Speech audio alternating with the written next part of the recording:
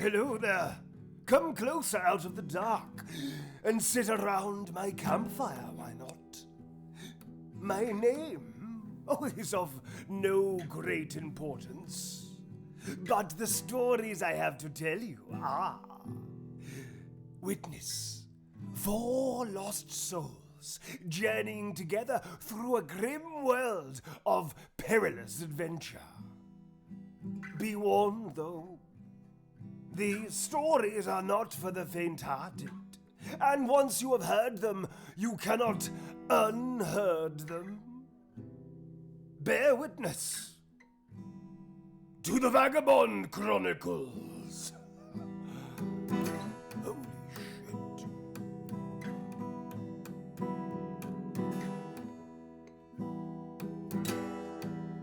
It seemed like months had passed since I left the moon under a cloud, but really, it'd only been a couple of days. I ran to a shithole town at the Border Princes, looking to escape that crew that were breathing down my neck, find a few easy marks and drown my sorrows for a while. But a wrong pocket picked, and I had to scarper. Somehow ended up on a wagon train leading a new crew.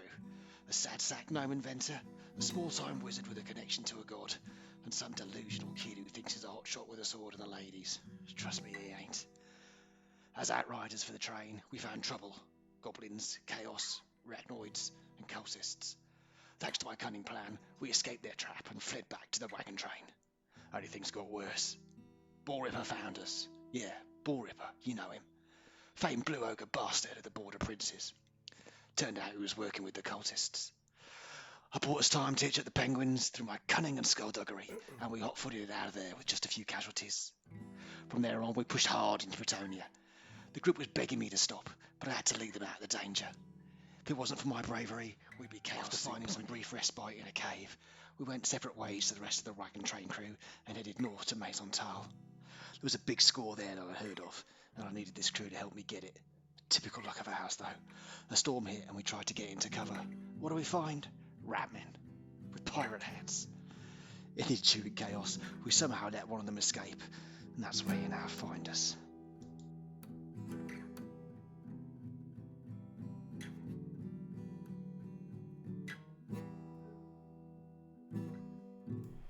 Hi! Hi! Hi! Hello! I thought I'd add vibrato to my hi! Oh, that's good. You like How'd you do that? potato Can't do pie? That gave me life. Did I give you life? You're living for this, sir. Living for this, sir. I know that this is not true, but you sound like you've had a quiet week, Tom. But that's absolutely not true. I know exactly the week you've had. It's been interesting to say the least. Yeah, I've been hauled through a bush backwards this week, so... You're right in the right place for Teddy. So hi. Yeah. Why would you want to be hauled through a bush backwards? Why wouldn't you want to be pay hauled for through a the bush service? backwards? All kinds of things can happen.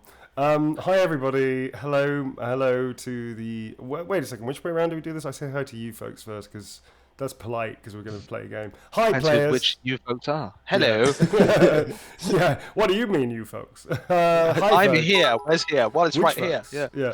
Yeah. So hello to the community. Let's do the community first because let's face Oh, it. hello. Community. Hi, Hello, community. Hi. Thank you for Welcome joining aboard us. for another fun-filled week. Indeed. This one is half-baked, brought to you by Neil's Kitchen. So this is going to be... So we have some not unsurprising news that our good friend Dr. Steve, who's a very hard-working real-life doctor, can't make it because he's had a full-on week. And because this is a one-off, changing it from Sundays, which we like to do because we can actually all do it, this was a bit of a gamble anyway. So sadly, Steve can't make it, but not for... no bad will towards him because that's completely understandable. So that's my bad, I would say. Did you just say, it's okay, he's not here, but no bad will towards him? No, I didn't do it through clenched teeth. Listen, I know for a fact that there are a lot of Siggy fans There are a out lot of there. Ziggy fans out there. So, we don't badmouth to Steve.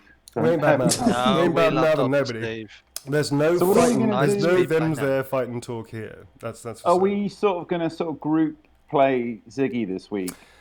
Yeah, like- yes, like- yeah, like you the- kind of are. Sort of by committee. Yeah.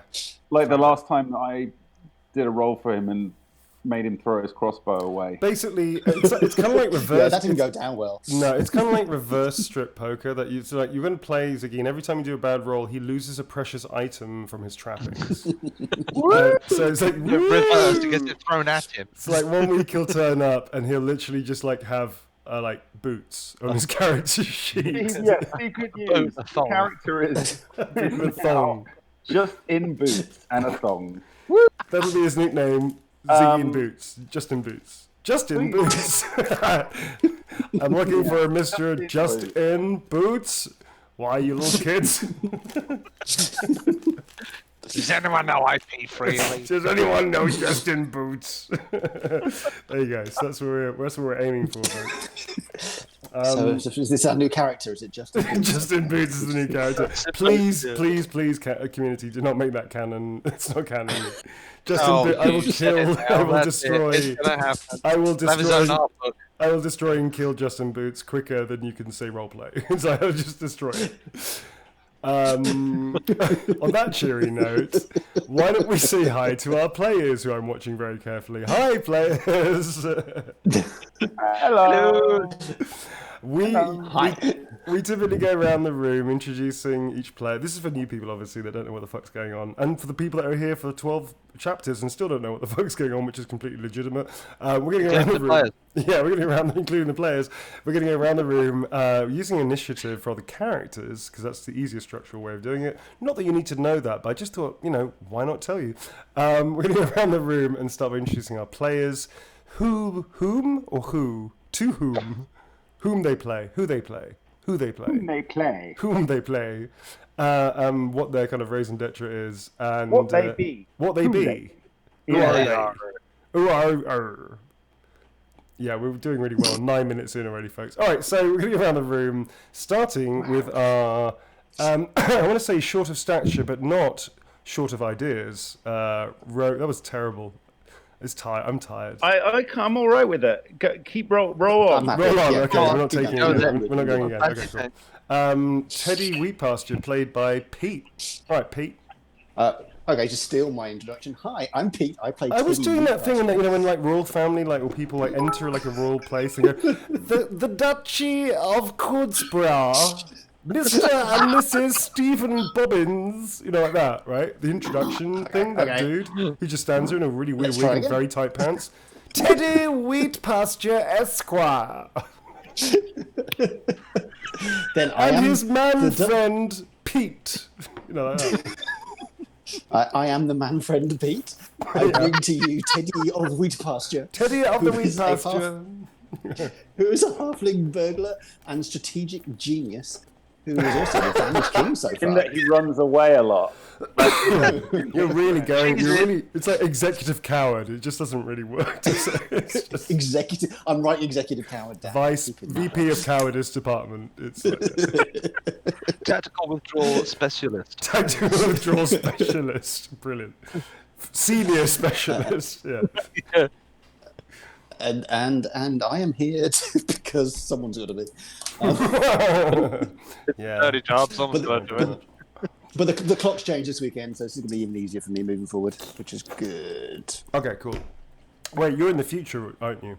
You're in Australia. Yeah. It's 6 a.m. in Australia. Oh my God, you're in the day tomorrow. Tell me the lottery numbers in England. Tell me, damn it.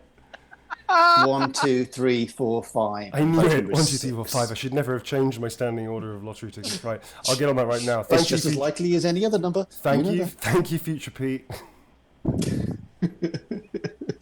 Moving on. Moving forward. Ziggy. Who's doing Ziggy? He's next, right? Yeah. Yeah, who's gonna do Let's Ziggy? just try and summarize Ziggy. I think my favorite, there's been a lot of amazing fan art this week, which I'll get into, but someone, was it Hidden? Did the I'm not cool, I'm competent art, which is his kind of catchphrase now. It's on the So wiki. Ziggy is like, he's a knight, he's an old worlder, so he sounds German. Well, he's not a knight, he's but- a squire. He's a squire, yeah, Yeah, he's not that he's good. He's yeah. an aspiring knight. He's an aspiring knight. Yeah, there's nothing sadder than an aspiring knight. He doesn't even have a horse because his horse Leviticus died. His spurs are made of paper, shit like that. Yeah, his His sword lance is basically a toy lance. Like a foam lance. It's a broom, is it? It's like a I like broom the idea says, that- which he stenciled the word lance on the side. Sorry, Yeah. Tom. No, I just like the idea that all of his stuff is made out of paper. That would be my Brilliant. choice. Yeah. It looks the part till it rains. Anyway, he's always trying to be cool and impress everyone, Yeah. particularly The ladies. the ladies. In particular, I think Blitzen, was it? Blitzen? Yeah, Blitzen's got, he had a real boy crush on. Everyone always misses whenever he does something cool. So he does. To be fair, he does quite a lot of cool stuff. He does some amazing pretty stuff. Good. He scored a Yeah. He is 21. genuinely competent. He scored 21 damage against Skaven and basically just threw a what do you call it? A cavalry saber straight through his face. It was like desperately cool, and nobody saw it. Yeah. So that's Ziggy. You know, we miss Steve. We love Steve. I'm sure he'll be back soon. In the meantime, we're going to reduce him to a thong and boots. That's Which it. Hidden Heroine's already drawing, by the way. Oh my I god! Just so bet. you're aware. I Alright. bet. We can't. It would be inappropriate for us to comment on about how to size Ziggy. So No, we're just let's gonna not. go. Let's, dear. We're yeah. just do whatever you need. to do. So Ziggy's the new Borat, right? Is that where we're going? I just want to make sure about A that. little bit. It's a Mankini-esque. Yeah. Ziggy is the He's in a next Mankini. Borat, for sure. Oh, Yeah. don't. A leopard skin Mankini.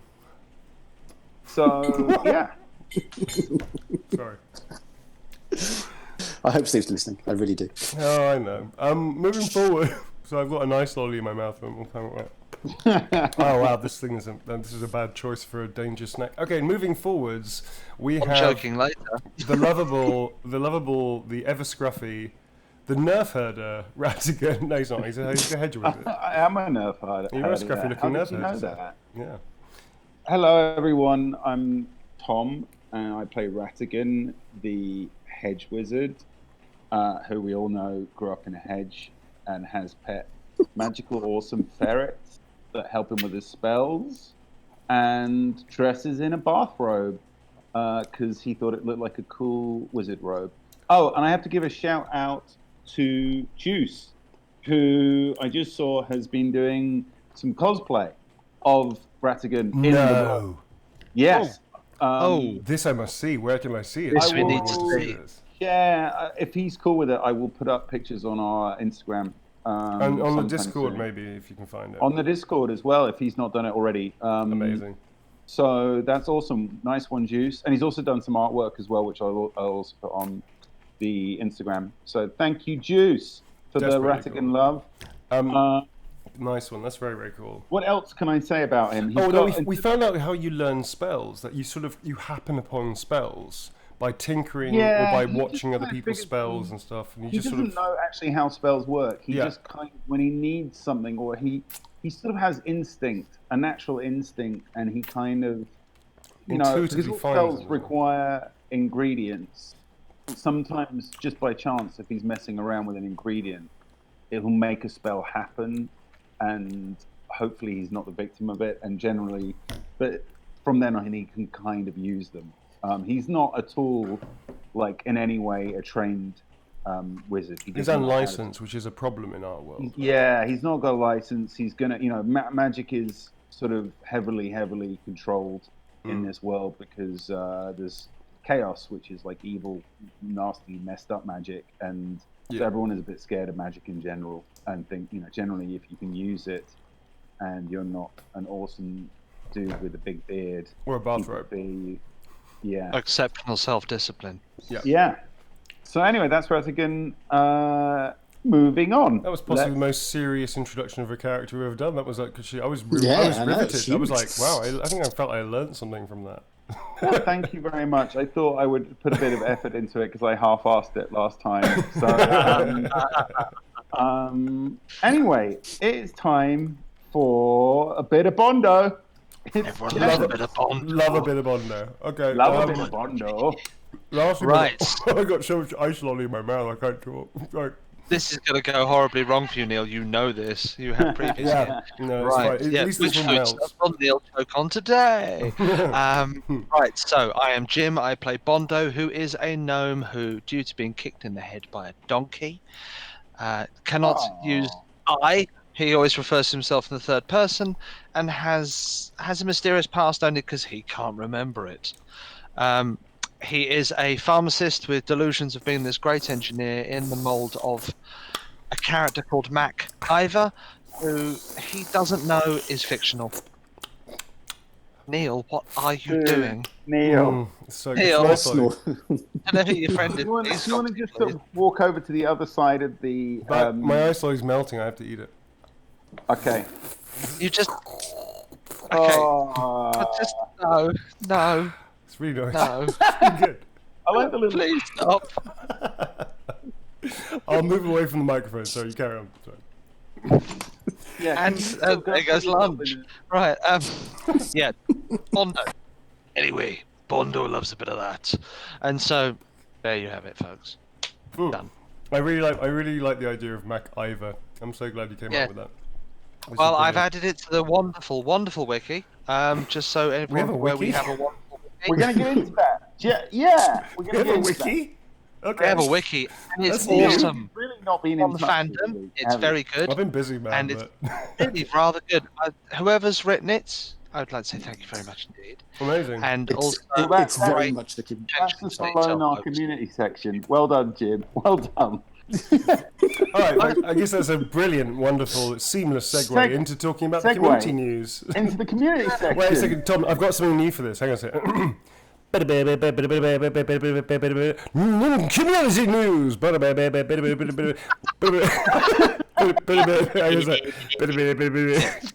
Amazing. I've got so much ice in my mouth I can't get my bitties out very well, but you get the idea.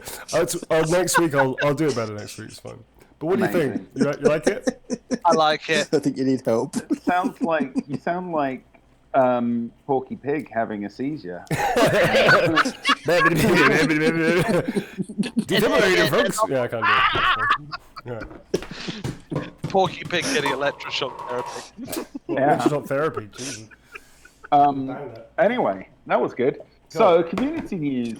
Well, firstly, guess what, guys? We have a wiki. That's exciting, isn't it? Hey, Neil, we've got a wiki. Get the fuck out. That's amazing. And it is really cool. And we're going to keep on providing material to update it when and where it's required. But thank you very much, whoever put it together. That's Pete, amazing. you don't have It was an there was Sweet Charade, Yurtus, Veronica. Loads of them were all involved with it. And obviously Hidden was there as well because she just is in everything. Hidden is amazing, and that's a very good segue to the community art section this week, which has again been amazing. Particularly, we've had a whole amazing raft of pictures of Ball Ripper. Praise him. I believe we have to praise him whenever you say his name. Is he our Boba Fett? hell, He's Boba Fett. It's the Boba Fett effect, isn't it? Yeah, we Neil and I said that a lot to each other. Oh, So you say Ball Ripper's name 3 times and dogs start barking. The doggy loses it. Yeah. So yeah, Neil and I Bull Ripper. on the phone. Sorry, does Neil a and I bird were have on the sound? phone to each other earlier, just saying Boba Fett effect to each other. Which is also a really handy tongue twister. Boba Fett effect. Yeah. Yeah, Boba Fett effect. I'm trying to. I'm yeah, using I'm my getting it. vocal warm-ups next time I do a gig. But Yeah. Boba Fett Anyway, effect, Ball Boba Ripper Fett. is awesome, and so there are a few pictures I haven't posted up on the Instagram yet, but we will get to them as well as we will do like a regular Instagram update, probably on Sundays, and keep on posting. As per usual, Hidden has done an amazing amount that we will. Hidden is in fact now talking about doing a Vagabond Chronicles art book, which sounds amazing, and we're looking forward to seeing how that comes together. And of course, we'll shout about it loads when it's coming together, because Hidden's artwork is amazing, and we're really thrilled about everything. But yeah, we're loving all the different pictures. We're loving, there's loads more that I'm going to put up on the Instagram soon. In case you are not following the Instagram, it is Vagabond _chronic. The twit. Oh no, hang on, have I got them mixed up? Yogo, just save Tom and just put it into the chat, please. Which Yes. also segues into thanking them, saying thank you very much to them. Yogo, awesome. You're a rock, Yogo. So huge round of applause to them for being... we're always going to say hi to Yogo. Yeah, for being Hi, always there Yogo. and being our great mod for Yogo, this mate. particular show. Amazing. So thank you so I much. believe to Blue's them. on as well at the moment as well. So hello, Blue. Oh, Hey, hi, Blue. What's up, Blue? Blue and I had a really harrowing experience yesterday, last night, and to be honest with you, I'm still feeling it, man. We played Resident Evil 2 mod for Left 4 Dead 2, and it was not fun at the end. It was really upsetting, and actually, to be honest, I kind of wanted to stop playing early. It was really dark and heavy. So, yeah. Hey, Neil, did you find out who that other person was on the stream? I have no idea who that person was. Oh, really? That's why it was God. even weirder. It was like, Blue didn't know, I didn't know, and it was like, who are they? And they kept on coming back. They wouldn't let, and they would just sit, they would just watch us like do the mission badly, point at things, occasionally shoot us, and then just like watch us, just get real close to us, and just do nothing. And then occasionally turn towards the clue, turn back, and keep looking at us with those dead animated eyes. And it was a bit like... I know who it was. It was the AI, the computer. It was Ball Ripper. But was there something in the middle of it? You're my Gasp. wife now, Dave. So anyway, hi Blue, hope you recovered. We can both, we can talk about it again. It's fine. But yeah, that was fucked up, dude. Okay. I don't think I've heard so much giggling as was on that stream yesterday. It was So just... Hidden has just indeed posted a picture of Justin Boots. No kidding. Hey, he really is Justin Boots. I think unless that thong is just like a little G-stringy kind of thong. That's Justin. There are other types of thong? This to Steve. Steve is going to be. Justin Boots is kind of hot, dude. He's very hot. It's pretty hot. Yeah. I like him the slightly shaggy, like, you know he's a bit of a bad boy, but ultimately he's quite sensitive to kind of look. You know what I mean? Yeah. One of those ones. And he's clearly very into his boots as well. Definitely into his nice. boots. Yeah, it's the only thing he owns, Tom. So one would hope. All right, moving forwards, because I really think we have to at this point. It's now 25 minutes. Oh gosh. Yeah, we really outdid ourselves this time. Hi, everybody, and welcome to the world of the Vagabond Chronicles. So, as you heard with our incredible introduction and our interesting take on the recap, that was very Jack Bauer, Pete. Me? Yeah. What? I just said, oh gosh. No, the recap. The recap. Oh, was yeah. like Jack. Oh. It was like, no, that's the wrong move. You can't do that. Don't do that. Jack's just basically going around telling people like how shit they are and that they shouldn't, and what they're doing is stupid, and that he's got a better idea. He's a real know-it-all. Teddy's Jack got Bauer. delusions of grandeur. Right? No. No, Ratty, you don't cast a spell like that. And you're going to start talking like this, I think we should have to implement that. Now, from now on, you sound like Jack Bauer. No. Absolutely not. I I like can Teddy barely the do way a he London is. accent. No, I do. The don't London ask me to do a accent different is one. working. The so fucking London is working really well for me, so keep it as that. All right, folks. So this is Warhammer Fantasy Roleplay First Edition. Way back when, about 30 years ago. Jesus Christ. Oh God, holding the table. 30 years ago, when we were, I want to say born, but we all know that's not true. So when we were playing it, this was the game that we used to play in our teenage years, and we've been playing this game with actually 2 out of the 4 characters. Oh, actually, no, three out of the 4 characters for the last Ziggy's like 6-7 a years. do-over, really, isn't he? We've sort of rebooted. Ziggy's to be fair, rebooted. we've rebooted everyone. Yeah, we rebooted everybody. So originally, this is a fun behind-the-scenes fact, but Ziggy used to be a thief. He was actually started off life 6 years ago, whenever it was. He was like crap Batman. He was like crap Batman. In fact, he had a leather armor set that looked very much like the Nightingales from Skyrim. That armor set, if you know what I'm talking about. He was basically like crap Batman. So we rebooted him, but Ratty, Ziggy, Bondo were from 6 years ago, and these characters actually we were playing up until this year. Actually, funny enough. But lots of like things, ideas that we use now are different. Yeah, it's a total reboot in some cases, and actually the characters are very different to how they used to be. And we've also included a whole bunch of new shit that even us of 6 years ago would have thought, that's fucking weird, you shouldn't do that. I'm looking at you, War Penguins. Brad Pitt is fine. Yeah, we've got war penguins They've now. got names, Neil. They've got names. No, what do they? They have apparently been named Rice and Cake after your choking incident, That's great. I love which it. I support fully as their Yeah. parent. Their owners, fine. Yeah. Yeah. Fuck Rice you, Jim. and Hashtag cake. fuck you, Jim. Okay, rice and cake. Cool. So rice and cake is completely new, as are quite a few of the characters, obviously you can see. Excuse me. On that note, so I just had the choking PTSD come back. So if you want to look at the screen in front of you there, folks, this is for new people as well. In the top left corner, we have the world map, which looks very much like our world.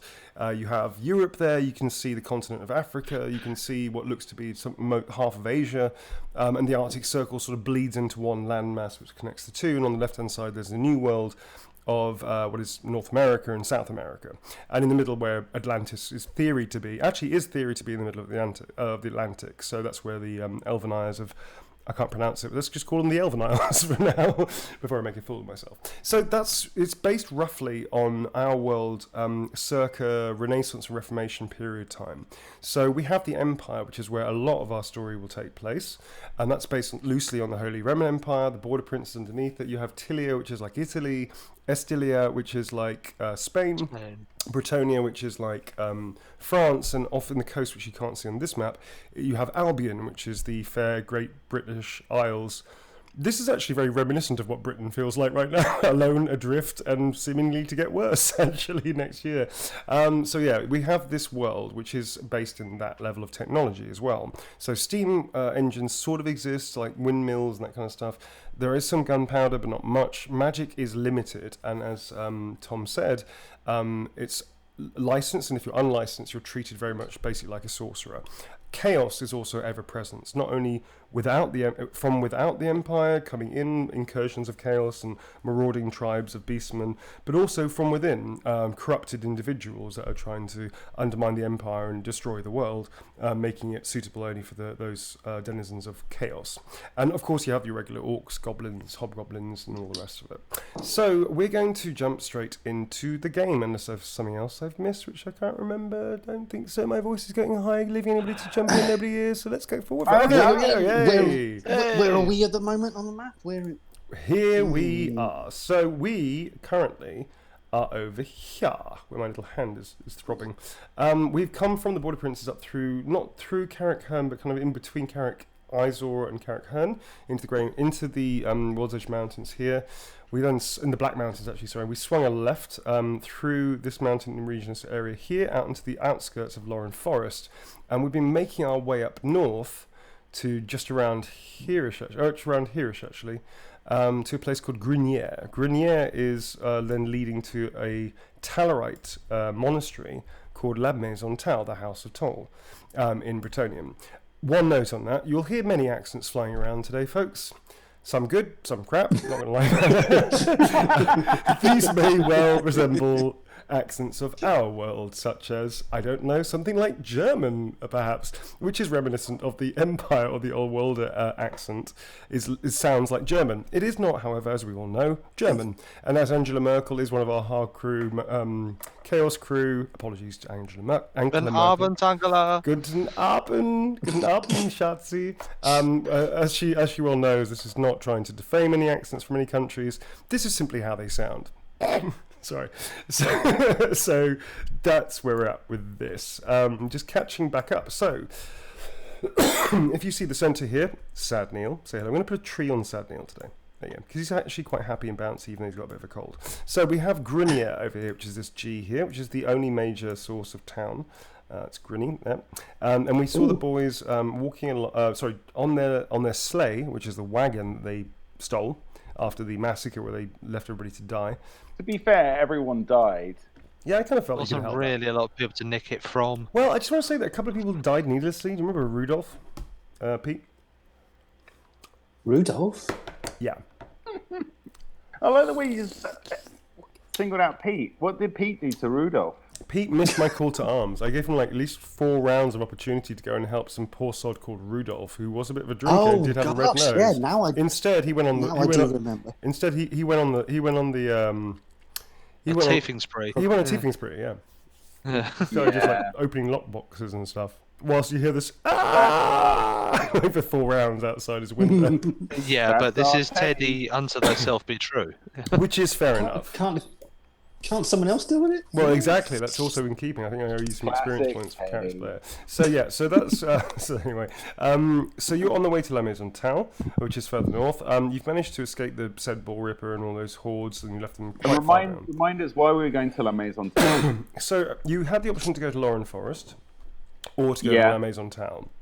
Lauren Yeah. Forest is where the elves live there, Tom. The elves. I know. I really want to go to see the elves. Yeah, and everybody voted against you, so that's why we're going to La Maison Tal. La Maison Tal, there's also a doctor with you called Dr. Dasher, who is a human doctor. Yeah. He is one of the last surviving members of the wagon train amongst yourselves from the massacre.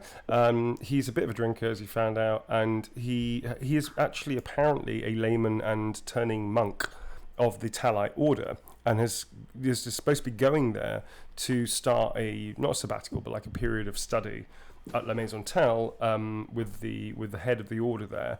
One thing you've noticed that one thing he's been talking about to you, or at you, depending on whether or not you're interested, is that Talite monks don't necessarily stop their professions. They don't have to like join the orders like clerics.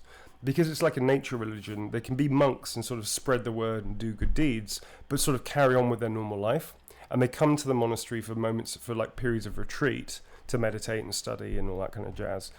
Level up. They're leveling up. So anyway, in terms of narrative, they can sort of carry on with their normal lives. It's almost like a multi-class thing, which Warhammer doesn't really have multi-classes, but it's almost like a second career that goes along with your own career.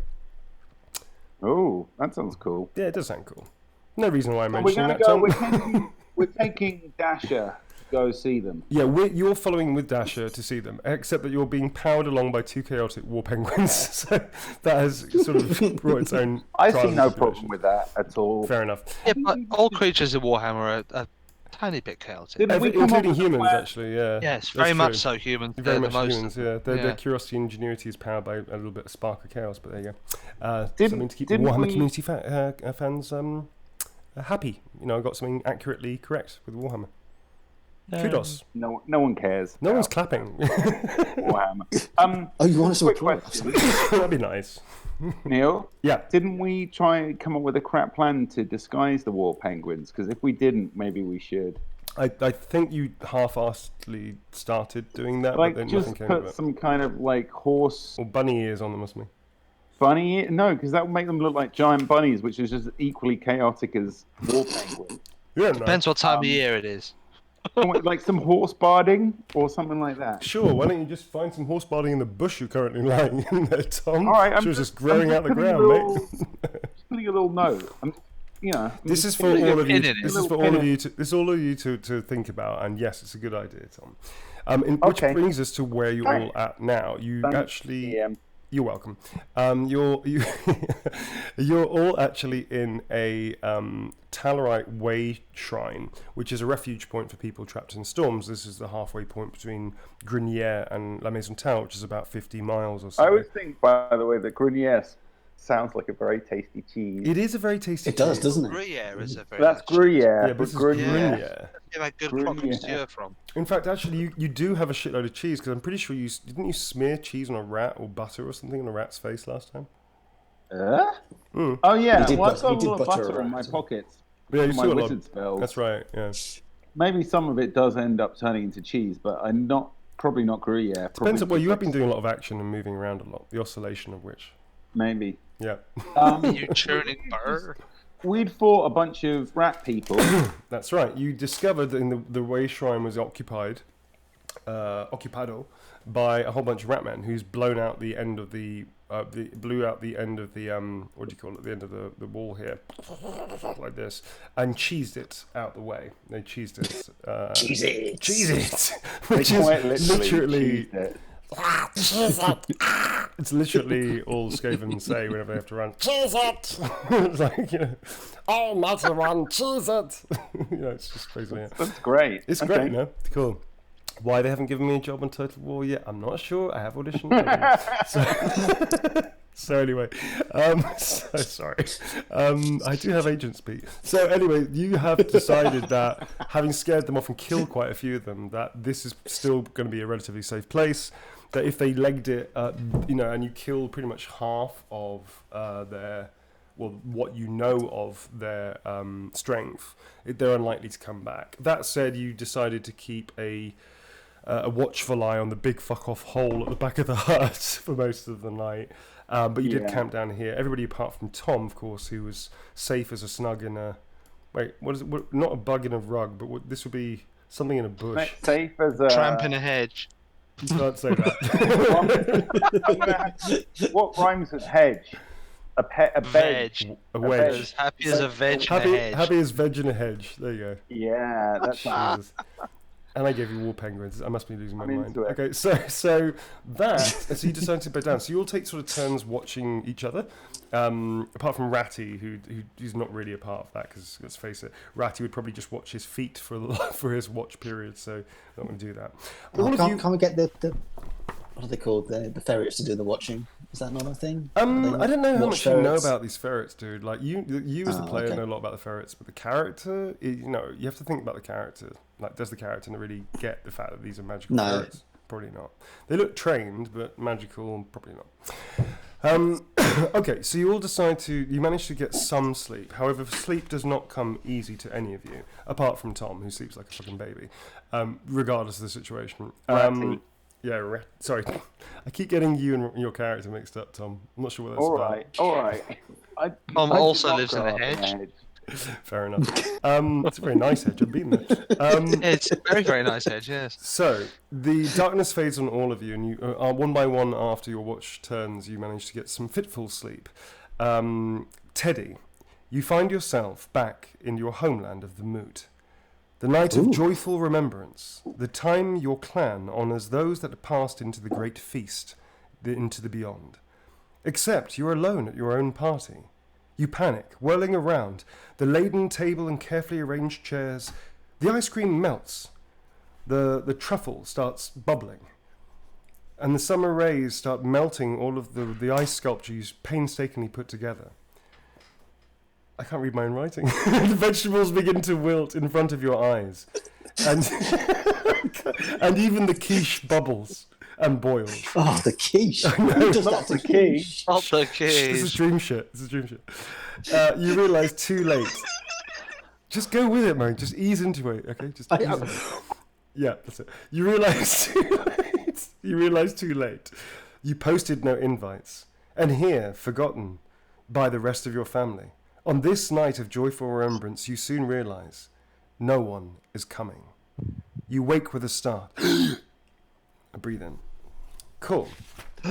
I got through that. Man, Hobbit dreams are rough. They're really fucked up. Yeah, right? man. Really dark. They're all food related, aren't they? I like the way that Hobbit nightmares are based around food going wrong. And parties, like, and the general, like, terrific thing of nobody turning it to a party because you forgot to post invites. Heaven is a great feast. It's pretty good. I like that. So, Teddy, you wake with a start. At that point, Bondo is looking at you with slightly bleary eyes, and you realise it's your turn to take over watch. Bondo turns around 3 times before finding a nice patch to which to lay his rump, and just literally collapses on his side and starts almost immediately snoring.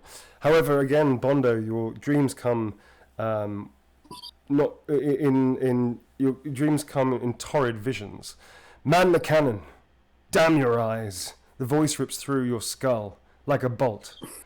As suddenly the dwarf that is standing over you blaring out commands is lifted off his feet and spun round like a pinwheel, his neck bleeding, as he tries desperately to gurgle his last command.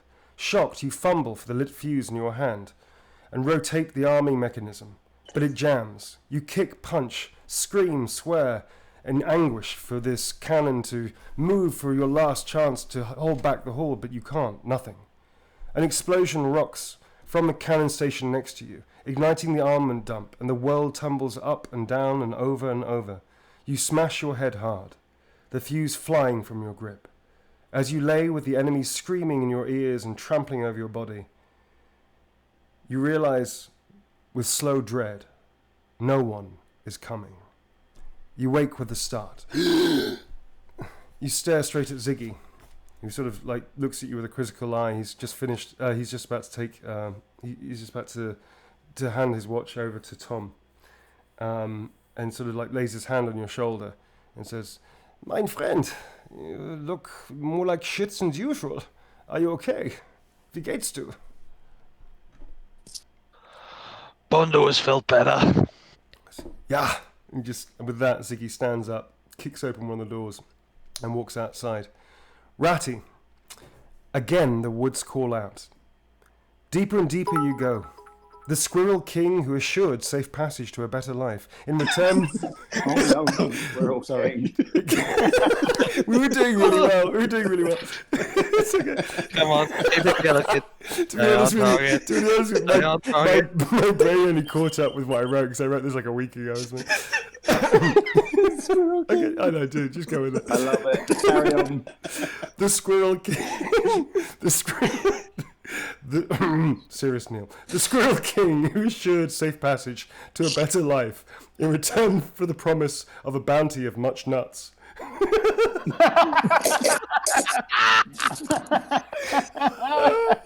Oh, there's tea everywhere, you bastards.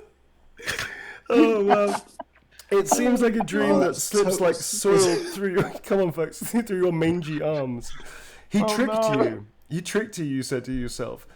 You say to yourself, or you tricked him. You're confused. As ever, you are confused as to which way round things are.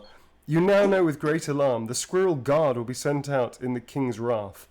Wandering wardens with wooden weapons, woeful alliteration in fur and teeth. Did I write this when I was drunk? I can't remember.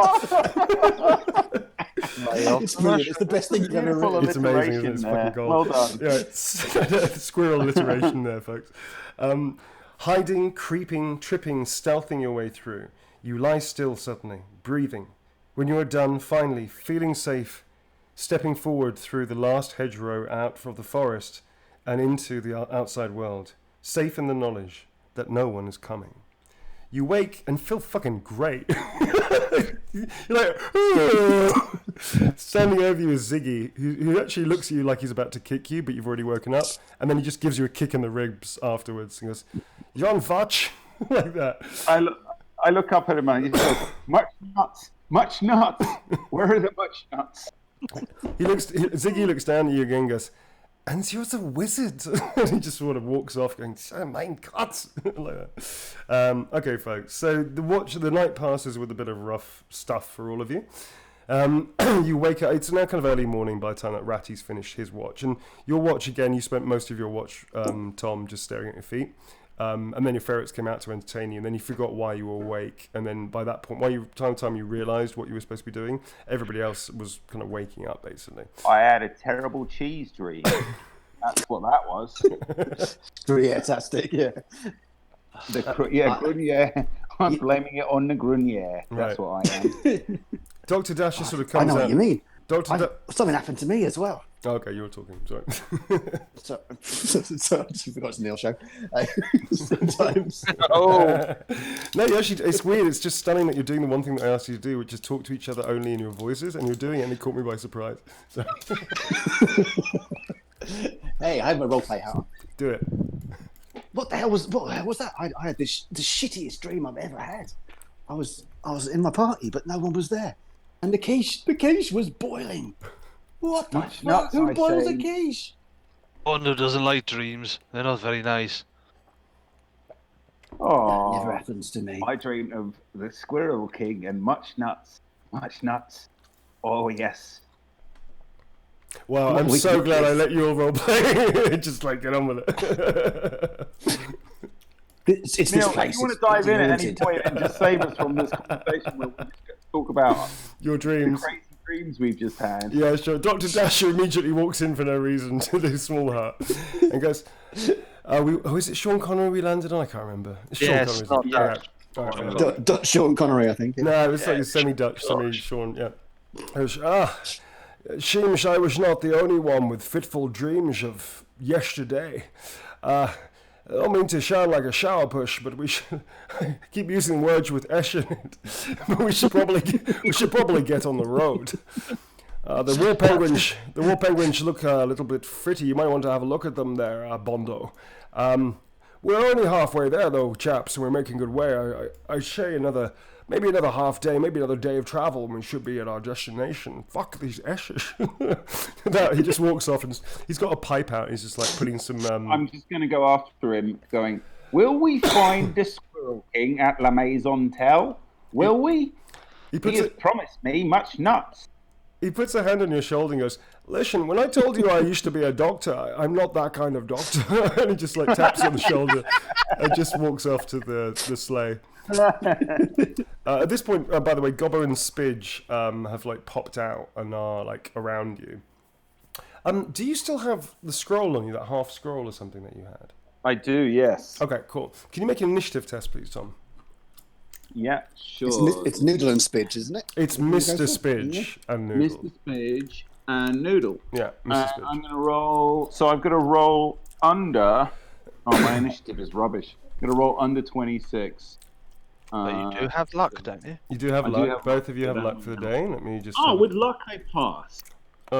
Yay! Okay, cool. If you use luck on, squalor, spend luck like crazy. Fine, why not? Well, okay. I have no idea what this adventure is going to be about. At the moment, it's just about crazy dreams, so I'm going to chance it. So you sort of like Gobbo and Spidge sort of come up to you and start nuzzling into your cheeks and sort of like washing you and picking out the bugs and fleas from your hair as they do every morning. And you notice that which one is the one that's the ingredient spell? Is that Noodle? That's Noodle, isn't it? The one who brings the ingredients is Spidge. Is Spidge, right? So Noodle is the one that does the other stuff. Yeah, he's the one that like charges. Oh, okay, cool. So Noodle, you notice that Noodle's got something sticking out the corner of his mouth, and he's just sort of like chewing on it, like it's like when people chew on grass. Because they look cool, but they don't smoke, and they just want to look cool with something in their mouth, like a cigarette, but it's not a cigarette. Well, like a toothpick. Like a toothpick. Noodle, you cheeky little bug! What have you done there, then? And you sort of pull it from his teeth, and he doesn't mind you because he thinks now you're cleaning him, which I guess you kind of are in a way. He pulls it out, and it looks like the corner of the scroll. I pull it with my teeth, by the way. You pull it with your teeth, obviously. You pull it with your teeth. You pull it with your teeth out, and you realize it's corner of the scroll. It's like a reverse Lady in the Tramp moment, basically, but me and a ferret. That's so sweet and disturbing at the same time. All right, let's go for sweet. It's sweet. It's sweetish. Okay, so it's quasi sweet. So yeah. Okay, you see that he's got in your mouth. You sort of put out the corner or page of the scroll that you were carrying, the health scroll. Yeah. Okay. And has he just eaten it all completely? You can check if you want. You can have a little gander. Well, I'm just going to have a little check then. All right, you have a little check in your pack, and indeed the scroll, there's just bits of the scroll in your pack. He seems to have munched his way through it. However, because you passed your initiative test, by the way, folks, this is a percentile characteristic-based game. So most things are out of 100, and therefore, whatever your characteristic is, in this case, initiative, how quick-witted you are, your reflexes, which his is 26, with luck, which plus is 10, or minus is 10, or plus is 1, or minus is 1, depending. He passed. This means that he's noticed something. It's like a perception check.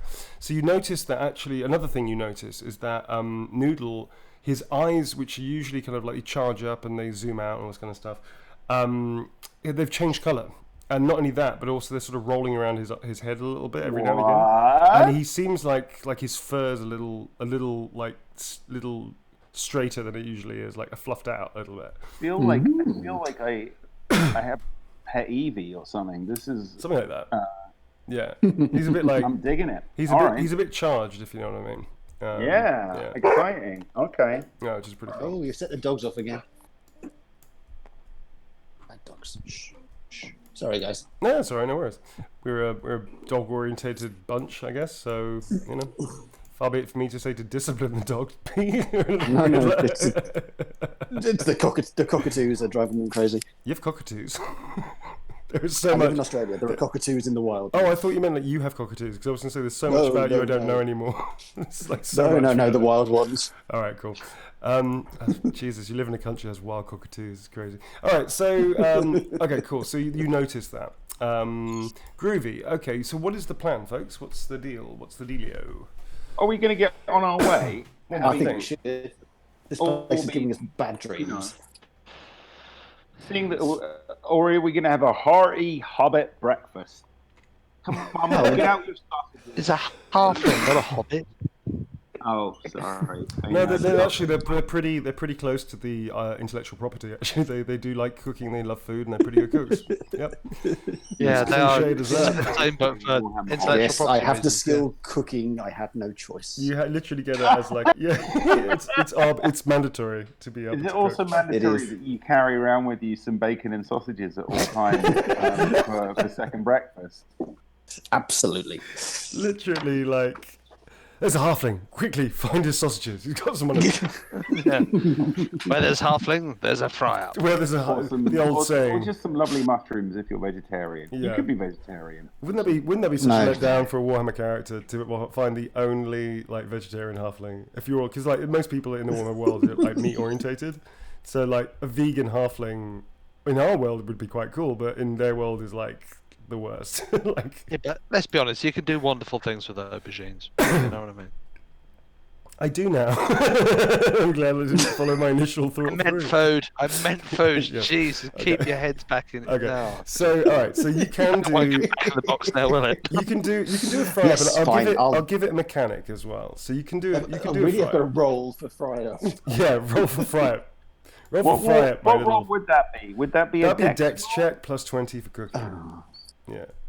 I feel Just that we're 'cause- maybe treading water a little bit much here and should. There we go. 15. All right. It's a Boom. beautiful So pass. you basically cook a hell of a fry up to the point where everybody can get a +5 to all characteristics for the next day. Wow! Yeah, that is now a Holy thing. So cow. that was that, and you can now name this spectacular traditional fry up as well, Pete. Pete, have you got a name for your fry up? Yeah, you can name. This is like your special. I hadn't. This is a signature teddy dish. Mm-hmm. Give me 5. I'll give you come back 5, to you on that no one. worries. Sorry. Yeah, that's cool. So yeah, so everybody gets a for this day only, which will essentially be, I guess, most of this session. You'll get a +5 to any characteristic roll, temporarily speaking, because you feel fucking great. Well, that was well worth. Was that just a Ted-taculous fry up? A tentacular Yes. fry up. There you go, tentacular. A second that. Amazing. So tentacular fry up gives you a bonus of +5 for a day. 'cause it I makes don't you think feel I've eaten great. since the soup. Well, it's Anyway, the reason so- that I'm sort of making this a thing as well, because I do like the idea that you lot have to eat and drink and whatnot. I think that's kind of cool. I know other people don't like that, but I kind of want to make you do that just to maybe torture. I don't know. Let's find it. Yeah, I think it's kind of fun. Torturing us with fry up. Oh no, torture me some more. Torture me some more, you devilish demon GM. Dirty boy. Dirty lad. Yeah, so yeah, that's going to be a thing. Oh, now. fried bread. I haven't had fried bread in years. Yeah, Oh, you I had know- some this morning. It was fantastic. You know the good thing about this is your characters can put on all the weight they want and their cholesterol levels can go through the roof and you won't suffer for it. So enjoy that fantasy fictional fry up. Yeah, but now I'm going to have to make one later, so No, that's okay. it's not a fantasy. It's all real. All right. So Dr. Dasher is sort of like he's done a bit of foraging for some herbs and stuff. In fact, actually, Bondo, if you want to, because he's just taught you herb lore, hasn't he? Yes, he has. Okay, so you can. He sort of says, "Hey, Bondo, would you mind coming with me? I want to find some marjoram and rosemary. Might come in handy if one of us loses a testicle." And starts wandering off. You're not entirely sure what that would do. You don't know if he's making. Is that a hint as to what's going to happen later? No, he's today? making. I think he's making a gag about the bull ripper, right? It's Oh. testicle or something. Yeah. Maybe that was too highbrow. Bondo's interested. That was probably If you've too got highbrow. anything for bad dreams and bad headache. Oh, you can make a roll for that actually. Wow, these rolls are okay. coming thick and fast, aren't they, folks?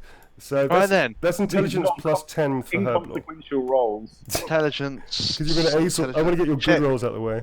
Yeah, notice how we're acing all the completely pointless rolls. No, I'm not. When I'm we not get into acing that combat one at later all. on, we're I'm going to just- absolutely. I'm just Perfect. testing the theory, Tom, to make sure that we're still in the same universe I woke up like 2 weeks ago in. Just to make sure it's the same universe. It is. Your rolls are great for inconsequential rolls. Anything meaningful, like not spending a fate point, you're fucked. So, Yeah. so Oh, I failed that. How test, we I'm roll, afraid. baby. that's cool. So this is a new skill that you've acquired. You still have your like a crib sheet, and you're not. He goes, "So, why don't you tell me? Well, from the things we were talking about the other day, which herbs might work well?" And you sort of draw up a blank, which is fine because he's quite a patient teacher. He's a bit of a dick sometimes, but he's quite a good mentor.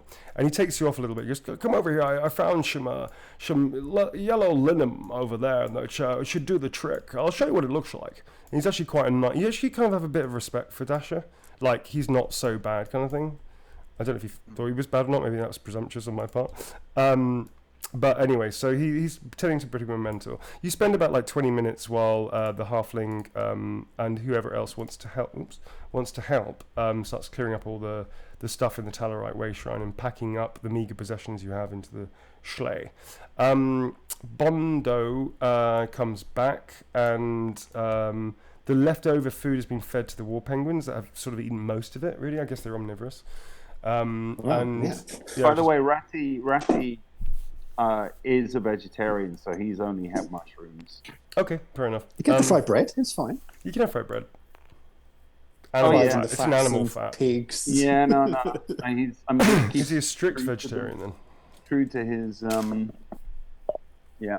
Okay, so he's a vegetarian. Cool, fair enough. Okay, cool. So you hitch up the war penguins again, who nuzzle into Bondo like crazy because they missed it. They missed Mama. Babies love daddy. Yeah, you notice that the war penguins, like, sort of like they really seem to be like comfortable in their role that you've sort of put them in. They seem very happy and well fed and looked after. You can make checks every now and again on their well-being. You do have the skills and stuff for that. But for the moment, let's just say that you sort of they're pretty okay. They're fed and rested. Aren't Exactly. Yeah, they're doing pretty well. So you get the sleigh moving again, and you head off down the road. Is there anything that anybody wants to do specifically, or just sort of carry on as we go, if that makes sense? I take it the storm was all past now as well, right? The storm has totally passed. The day is now reasonably clear.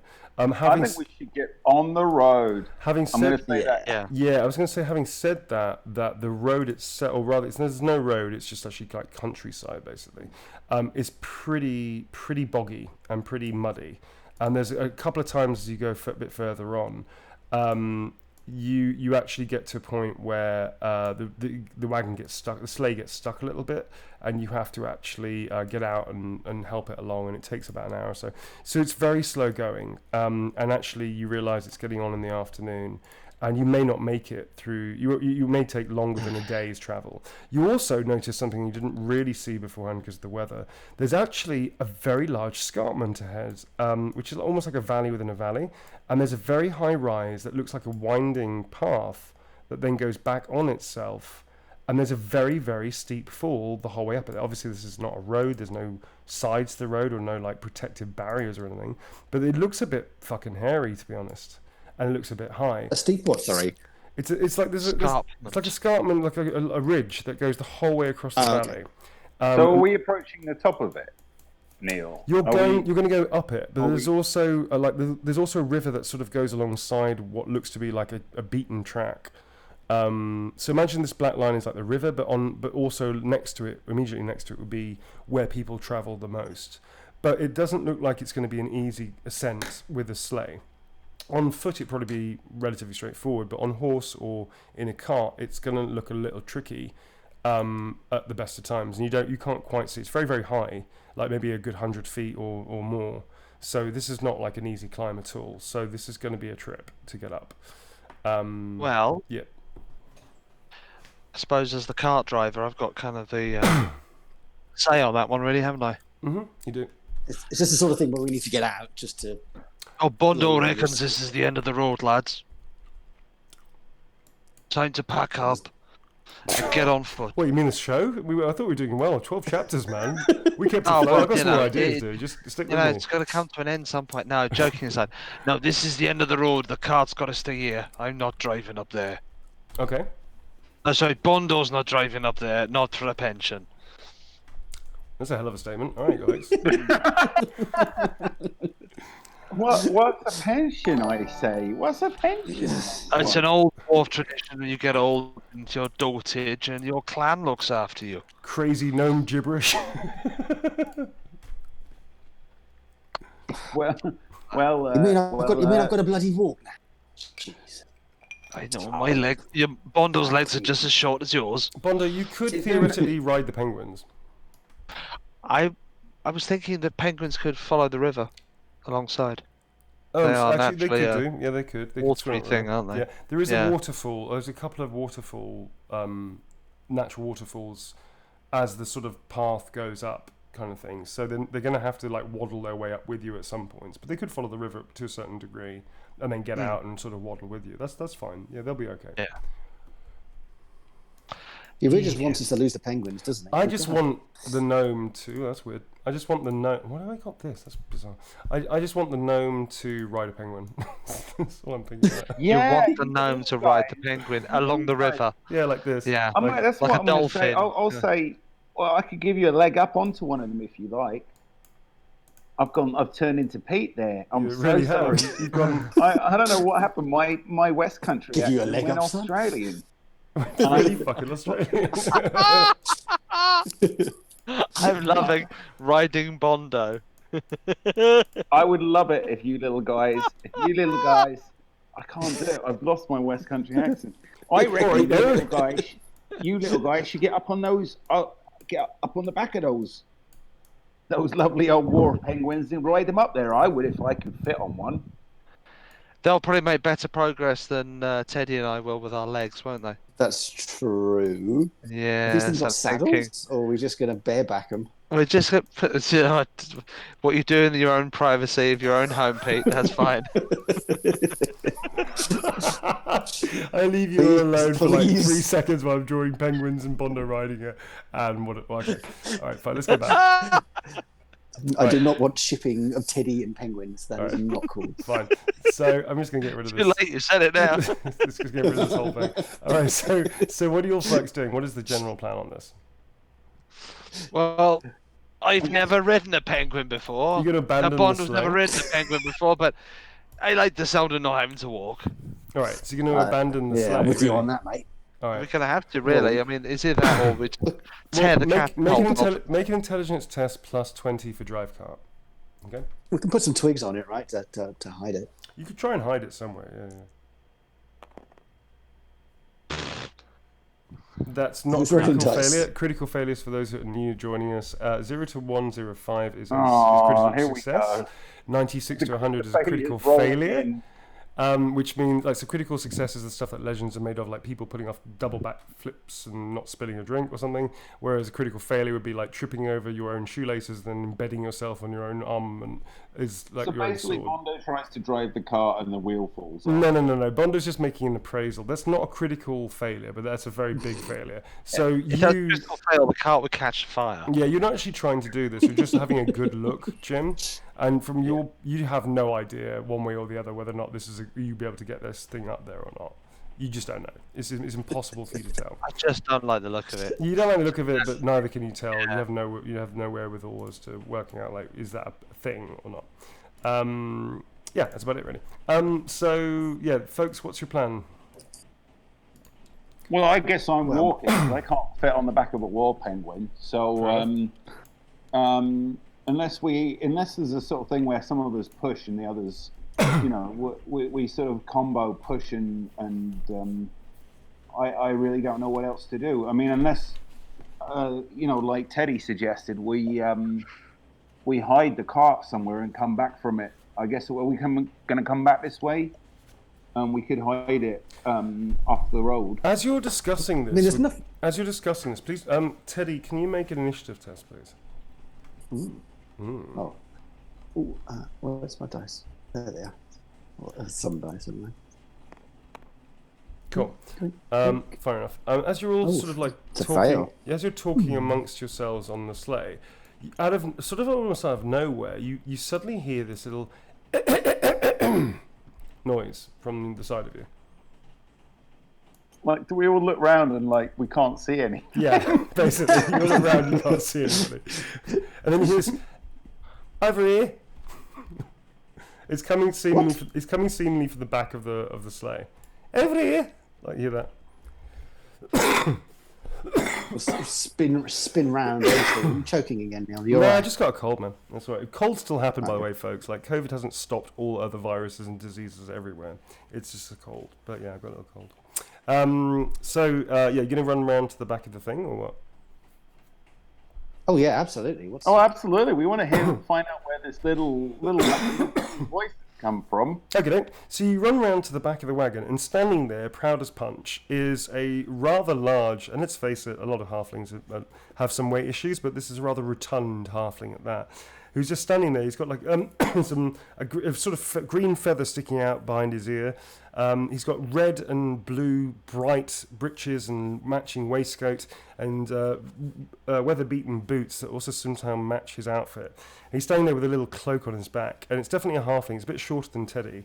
And he's just standing there with his hands on his hips going, "Hello, mate. How you doing? Yeah, guys?" Oh, little Scouser halfling. Yes. I like it. Hey, now that I've got your attention, Biggins, and he looks at Teddy and goes, "Hello, Squire." And he turns back and goes, "Now I got your attention, Biggins. I wonder if you could do me a solid. I'm desperate in need for some of you long-legged striding beast things to do me a favour. It's a bit embarrassing, actually. He sort of does this very cute. He's very cute. He looks down at his feet and does one of those things where he like puts his toe in the ground and moves his foot left and right a little bit. Yeah, he's a little bit like that, like Bashful out of the Seven Dwarves or whatever, right? And he goes, "It's a bit embarrassing, really, but I desperately need some help, and you're the first people I've seen for days." What? What are you doing out here, mate? We shouldn't be halflings out this far out of the moon. Yes, I know, Squire. I know, Squire is a terminology that halflings use amongst each other. The irony that, they're using the term Squire and it's not really lost, but anyway. He goes, "Yeah, I know, Squire, but you know us folks that get the itch on our feet, we need to go travelling, mate." Do you have a separate language? Do halflings have a dialect? No, we don't. You don't, do you? No, Okay. there's no specific. All right, so that would be fun if you have like moot speak or something like that. Well, you can give me it. We can Yeah, do I that can if give you it to you. Yeah, let's say there's a dialect which is a little bit like it's a bit like Scouse, but it's not Scouse because you have a London Hey, accent. you want me to talk Scouse as Yeah, well? Scouse is like that's a Secret language. Scouse is like their secret language. Cockney Pete. So Oh, maybe. well, the secret language, Steve. I guess we could say that, or is that too stereotypical? No, secret. That is a cultural. That's a little like Yeah. Okay, let's not do Not that. all halflings are thieves, dude. That's not cool.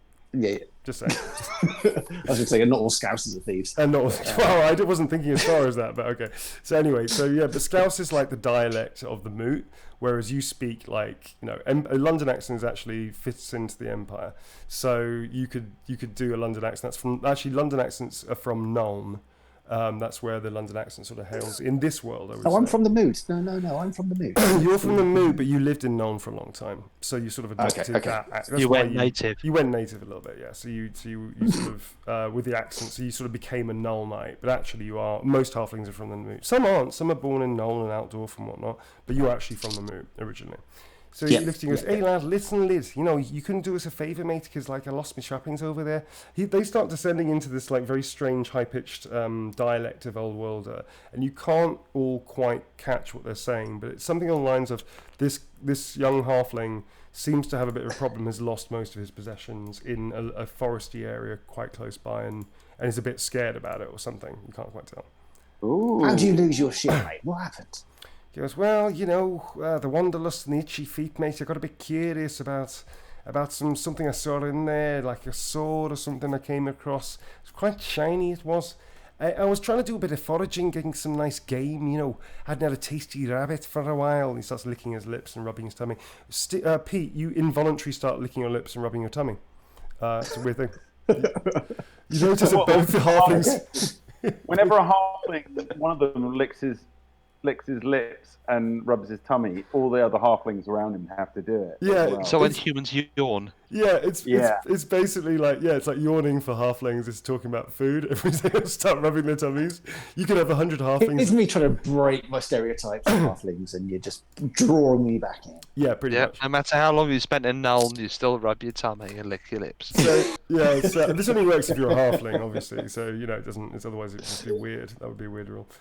So you start both like rubbing your tummy. Hey, a bit of game, you know what I mean? Yeah, lad. Yeah, lid. You're nice. I'm going to stumble over at this point Yeah. and go, "Another little boy, another little child boy." Oh, that's hello, right. Another little. I'm always so happy when we find another of these little people, these little children, coming and asking for our help. We've got one small child who's a thief, and now we've got another one who's asking for our help. What can we do? Oh, well, we got another one. I've forgotten Bondo. He's a kid as well. That's right. You think a lot of the Denny races, the elder races who are short, are all children because you can't differentiate between them. Yeah, Ratigan doesn't understand the concept of. He's never encountered halflings or gnomes or dwarves. Yeah. So he thinks What's your name, buddy? What's your name? What your Go, hey, Lid, my name's Merry Leafblower. Merry Leafblower. Ziggy just goes. Ziggy just bursts into uncontrollable laughter, but then tries to do that thing of pretending like he's not. After a garden tool for it, by any chance? Yeah, exactly. My garden. Do you see your father in the gardening industries? He just starts laughing and doubling over. Hey, what do you mean by that? Sorry. So Mary ignores the comment by the, let's face it, quite xenophobic young squire, and goes, "My name's Mary Leafbeer. Who might you be?" By the way, this is a really bad Liverpudlian accent, if anybody's interested. You might need subtitles. You might need subtitles for this later. Anyway, let's push forward. So I say, well, small child, I'm very happy to meet you, young master. My name is Ratigan. Nice to meet you, Ratty. He gets your nickname like that, on point or what? Weird. Well, I'm pretty used to that, to be frank. A, I look like a rat, and B, it's the most obvious way to shorten my name, innit? Yep, there it is. There it is. There you go. Thank you, Games Master. You're welcome.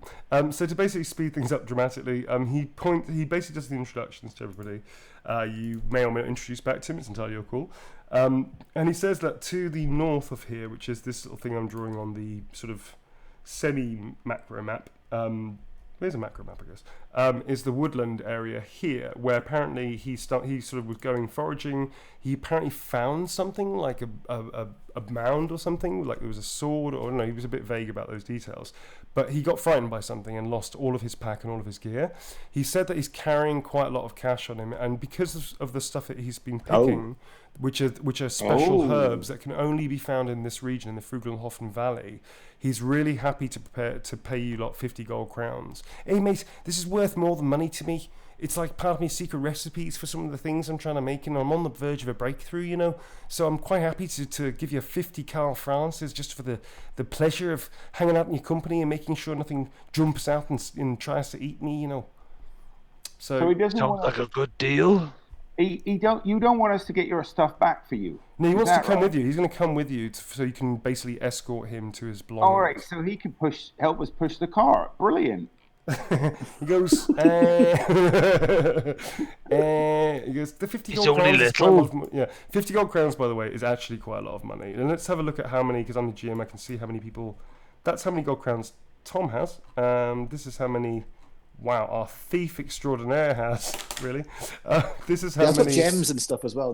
That's right, you got gems and shit. Yeah. Have I got any? Is that, I've got one. You got one.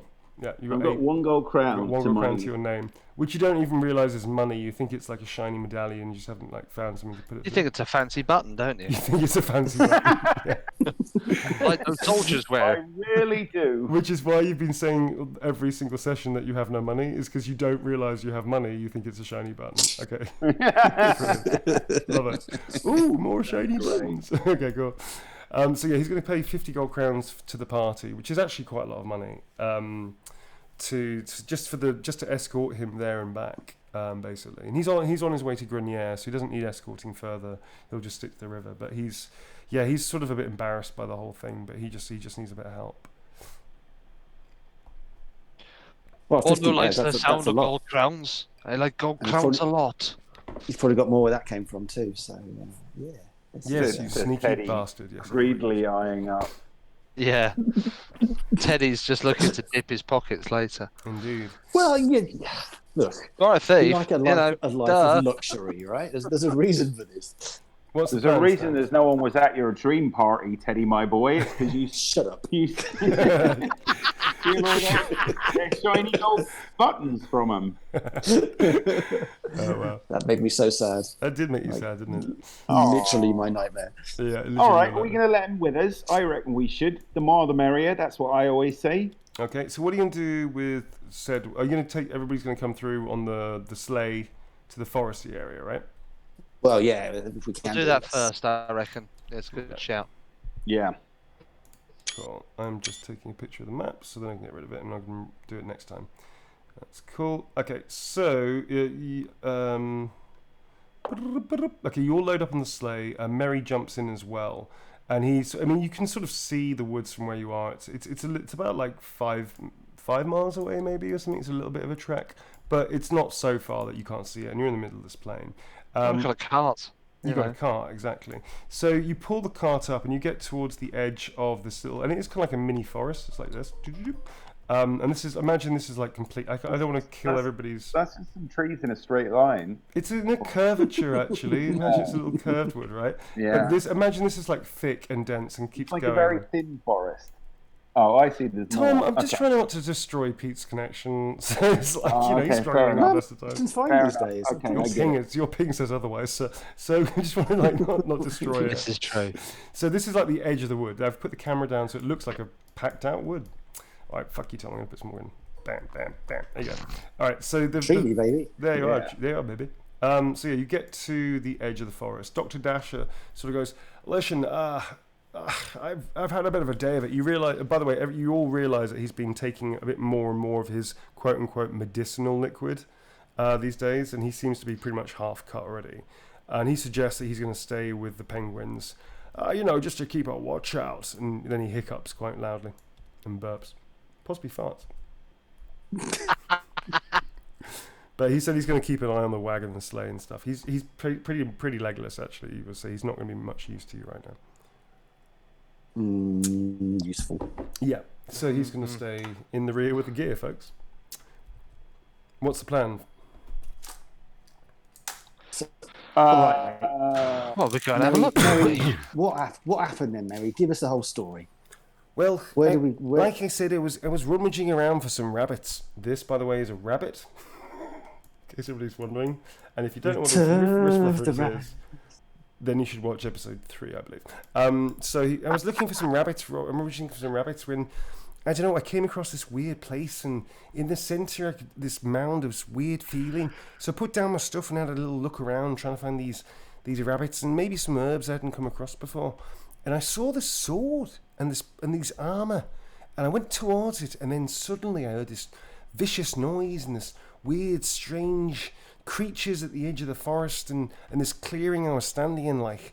And I just thought, you know what? I'm going to marry a leaf blower. You're not one to stand up against these creatures of the night and that, so you better fucking leg it. So I legged it. I'm going to say, were there any squirrels in this wood? He looks at you like, possibly, In mate. particular, were there any squirrels with crowns on their head? Really? Okay. So he looks at you and sort of goes, hey, and he turns back to Pete and goes, and just, yeah. They're all a bit special in this crew. Yeah, Don't worry, my Very friend. special. If it's your secret, I'll find out for myself. Well, isn't that the best puzzle solving, Tom, when one finds it for himself? Listen, I'm being Rattigan. He's a slightly simplistic young man. I'm down with it. I'm totally supportive. I'm just interested. So let's carry on. I will find out for myself. You'll find out for yourself. So yeah, so that's sort of the long and the short of it. Sorry, pardon the pun, everybody under 5 feet. I'm looking at Bondo and Pete at the moment. Wah, Wah, wah. wah. So the long and the short of it is basically he sort of stumbled on, but there is something in this clearing. He's pretty sure that he can get back to the clearing, but it was at night Am I time. just frozen? Okay. Yeah, you would? Pete? I think my internet's just dropped. Okay, well, you're still in the board. We can hear you. Yeah, we can still hear you as well. No. Am I back? Yeah, Yeah, well, we can hear you. Sorry. Yeah, my internet just started going wiggles. It's all sorry, good. we didn't notice a thing until you mentioned it. We're just saying that he reckons he can take you back to the clearing that he lost his stuff in. That's sort of like he reckons he can get you back roughly, but it was at night time, and he hasn't really slept since. He says that he hasn't actually. Like he said, it's happened last night, and this is like the evening right now. So he's been up for 24 hours or so. Do hobbits really go out on their own the other night? Is this a thing? Well, that's a question for you, isn't it, Pete? Do hobbits do this? By the way, hobbits is completely different IP. We're not talking about hobbits. We're talking about Sorry, halflings, yeah, Pete. halflings. Talking about halflings, Yes. mate. I don't know what this hobbit thing is. In fact, I'm not entirely sure what you're talking about. So we're talking about halflings. Do halflings often go wandering on their own? Well, Because I that's thought a I was- question for you, being that you're a halfling. Oh, I get to look after the whole culture. Oh, that's amazing. Yep. Well, no, it feels like no. We're way too far from where we should be. And yeah, there's a bit of adventure spirit, but generally you'll ally themselves with a fellowship, one might say, or fucking weak. Okay, cool.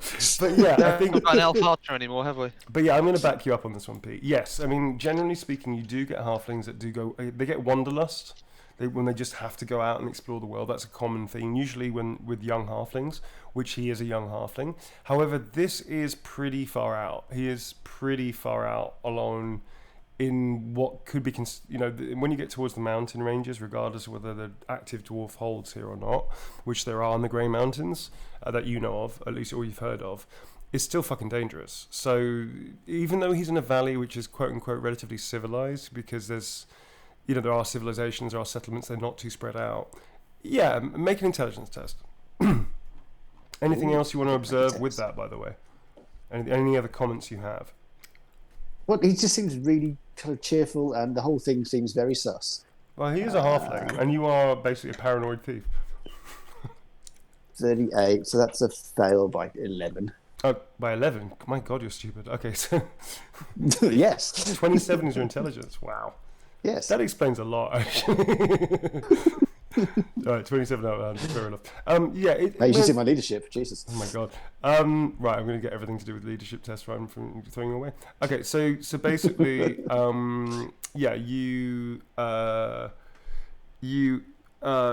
sort of you do and don't think it's weird. Like, he's a halfling. You sort of do that thing where you think a whole bunch of stuff and then you immediately like give yourself a counterpoint argument. Like, he's cheerful. He's a halfling. Yeah. He's out alone. He's young. He's probably got wanderlust going on inside him.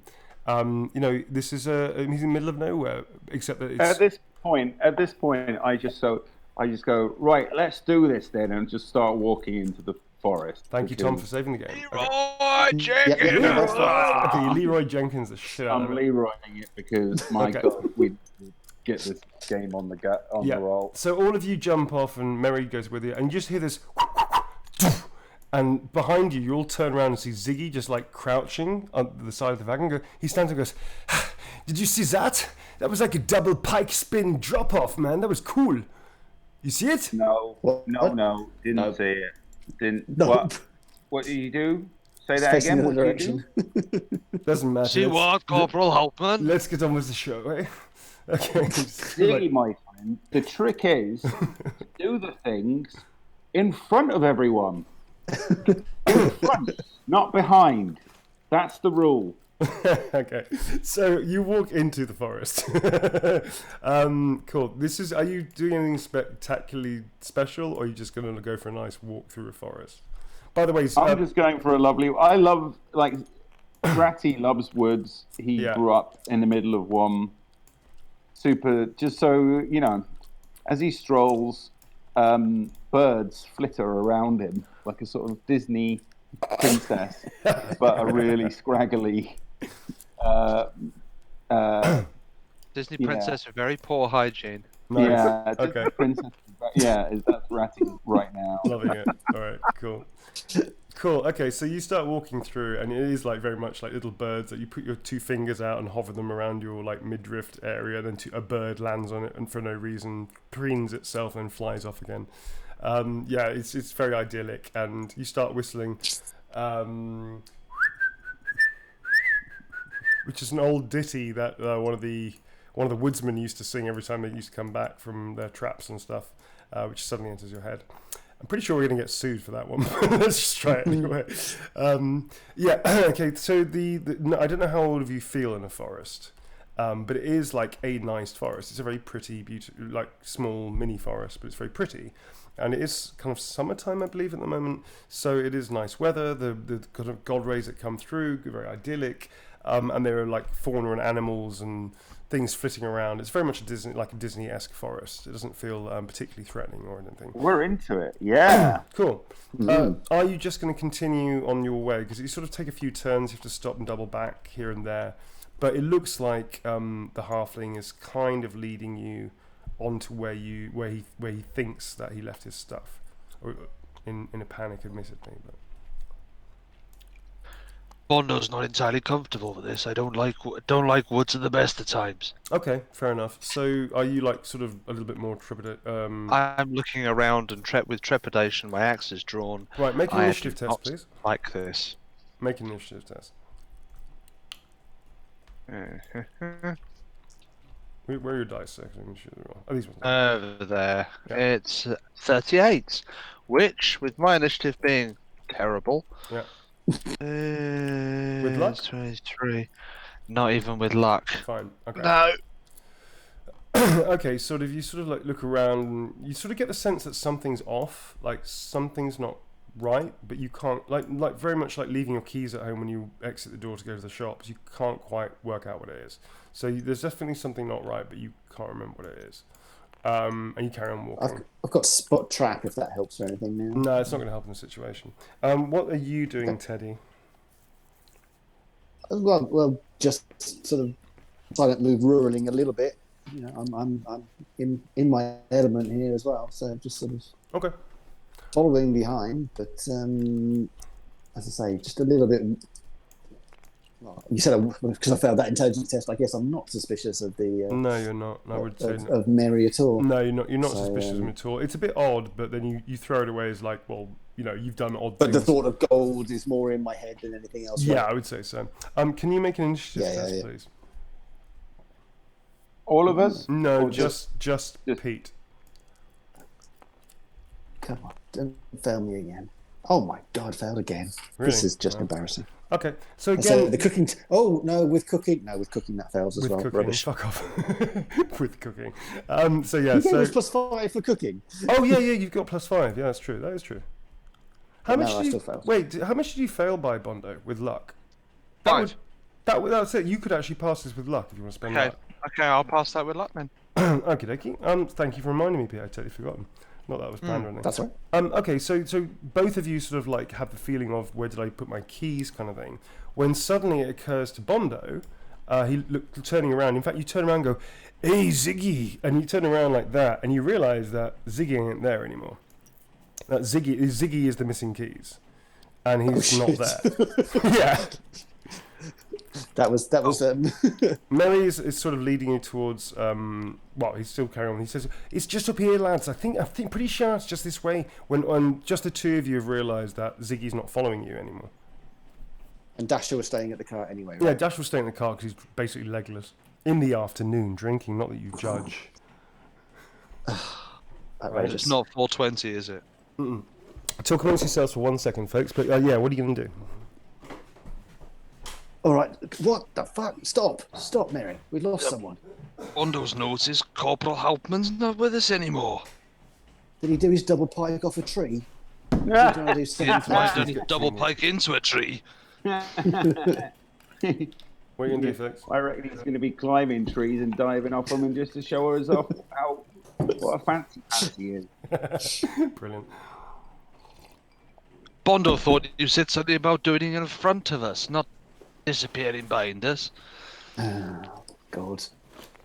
Stop, Mary. We've got to find him. We can't leave this kid on his own. He'll Okay. cause all sorts of mischief in Mary this stops forest. in his tracks and goes, "Hey, what were you talking about? Hey, where's the big fella?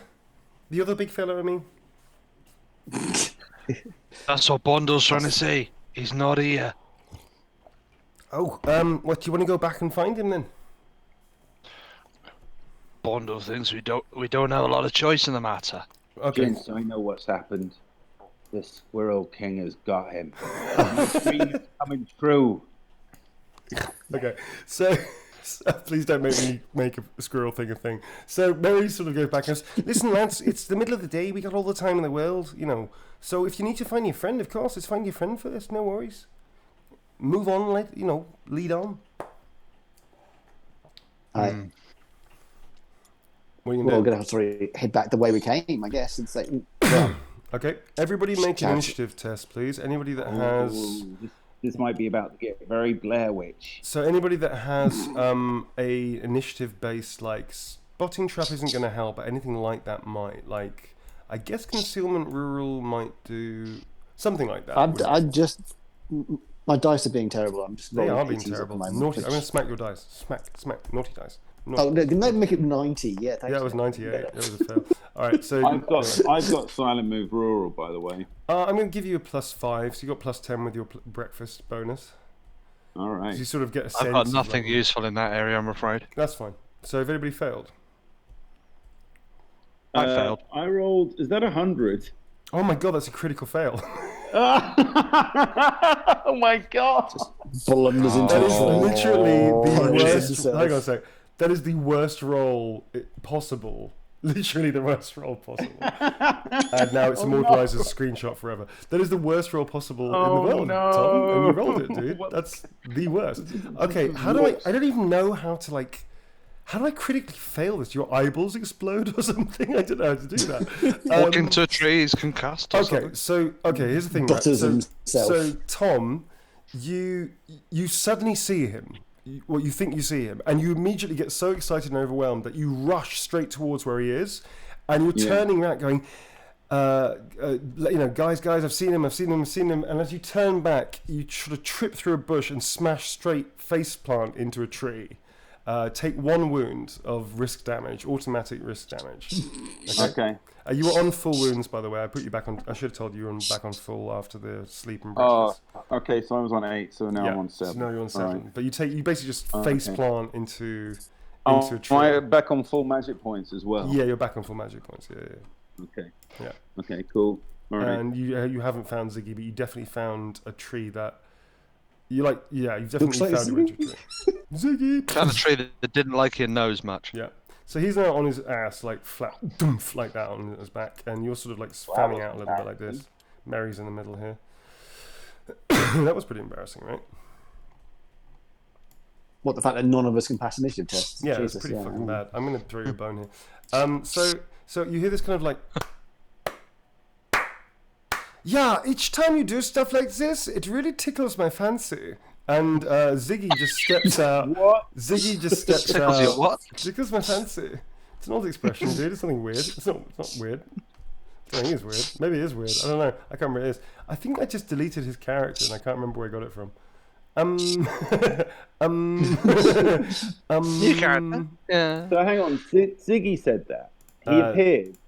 Yeah, Ziggy said that and he stepped out. Oh, wait a second. Saved objects? No. I think I deleted He his doesn't character. sound like Ziggy though, unless it's just you've done a bad impression of Can him. everybody roll a D100? Everybody roll a D100, please. Oh man, this did not go well for me last time. Yeah, I bet not. Oh, was that my roll or your roll? Oh. We're Oh, both rolling look the at same that. Go first, Critical Pete. pass. Okay, cool. You go first. Just tell me what you all rolled, please. 4. 71. 71. And I rolled 31. Okay, cool. So Ziggy steps back out. I've lost Ziggy's thing. Don't tell Steve. I have to find it later. All right, so this is now Ziggy's character. I just go with it. So Ziggy steps out ahead of you, actually, and steps out and does this little bit and comes around and goes, "Now then, Mary, will you lead us on? My ankles are chafing from all this wood and it's From the boots that I am wearing From and some- nothing else. So from my Justin boots." And she starts off. And Mary starts going, "Hey, no worry, Dad. We're just up ahead. I was just telling your friends not to worry too much. We got all the time. You know, we're not to rush and that. The clearing's just up ahead. I'm sure." So what are you lot 3 doing?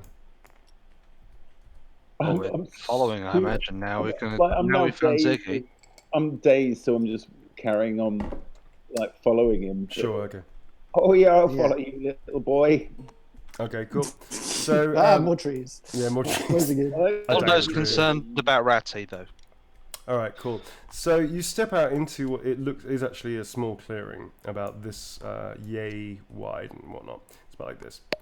All these trees everywhere. This is going to end in madness, isn't it?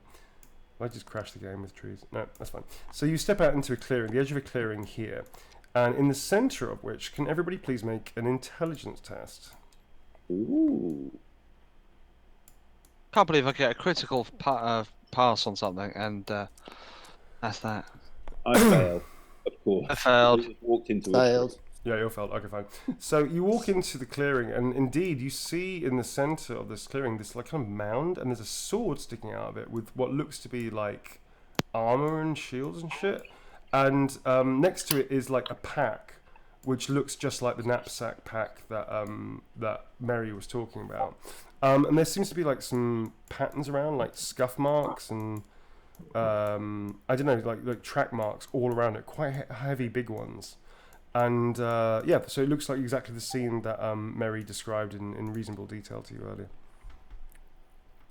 So what was it that scared you off of me, Mary? Because there's nothing. He goes, listen, mate, you know, I mean, I don't, this is embarrassing, but it's my first time out the moot, mate. I've been on the road for about a month now. Seen some nice places, had some nice chats with people and whatnot.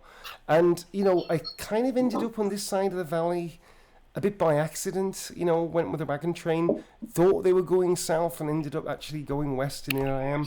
So I'm just basically legging it to get in, you know, to try and get back to the Empire, and I'm not really sure what it was, because I don't know what these things are, you know.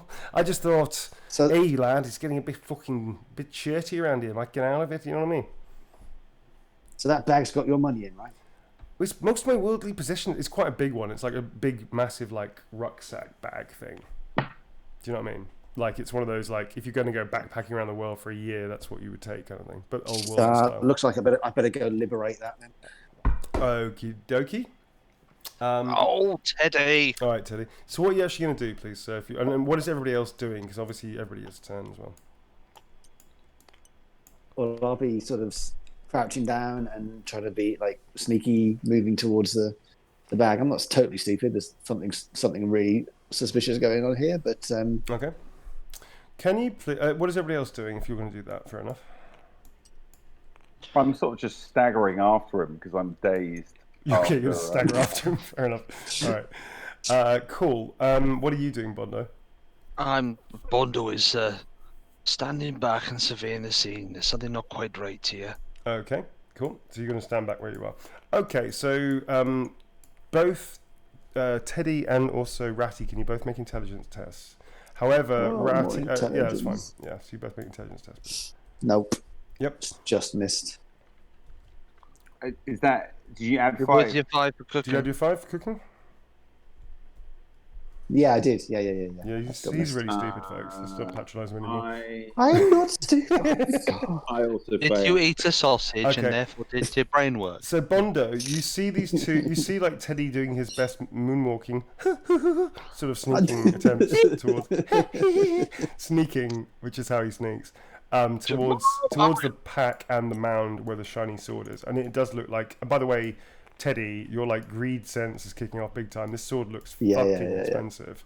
The sword looks expensive too. It is dirty, but it looks like this is a fucking nice sword. Obviously, this is a mound for somebody that died here. Greed sense, like Spider-Man's got spider sense. He's got greed sense, yeah. It's in his bum. His bum starts tingling when he gets near like very expensive items. Well, yeah. I I'm realise so that's also where your like excited. birthmark is as well, right? That was a bit. Yeah, there's a lot of. All right, tingling we've already done that bit. Worrying. We've done that bit. Yeah. So when you say that like your earlobes get scratchy every time you get near gold, how about that? Make it clean. Can I just say that Hidden Heroine has done a kind of amazing thing where she's taken a picture of Snow White from the Disney film and then just put Ratty's head on top of it. Don't distract for the moment, Tom. Be in the moment. Sorry, it's just really good. But that's cool. But be in the moment. All right, so okay. This is like and you literally look at the sword, Teddy, and go, "Fuck me, that's going to buy you everything that your heart desires and more if you find the right seller." It's got jewel encrusted, the whole works, and you're like, wow, you start salivating. Oh, seriously? Oh, wow. Okay. Yeah. It's pretty good. So what are you? Tell me what you're going to do, and Ratty's just going to follow you. I'm just staggering. I'm basically dazed. Yeah, you're dazed. So just staggering around. So you're just going to follow the halfling. Yeah. Okay. So tell me what you're going to do, Teddy. Oh, I'm just running up to the pack now and just Okay. getting completely overcome with greed So to take that and the sword. So Ratty starts running as well because you're running, and he's like, just okay. Well, you know, I running, go, like, yeah, I John go running. after him, going, "Why are we running? Have you seen him? Have you seen the squirrel king? Yeah, he starts slurring his words as you do that. Squirrel He king!" gets level with you as you're about to reach the pack and the sword. And Bondo, you see these two like suddenly break into run. It looks like a race, like they're having a race, which doesn't make any sense. And you just hear Ratty say that, and as he says that, they both disappear. I'm not going to delete your characters because I realise that it might delete. I have to find you again, which would take fucking ages. So I'm just going to copy your characters over here. They just disappear out of you. Bam, they just go. Can Tom and no, I'm going to come back to you in a second. Yeah. So what are you going to do, Bondo?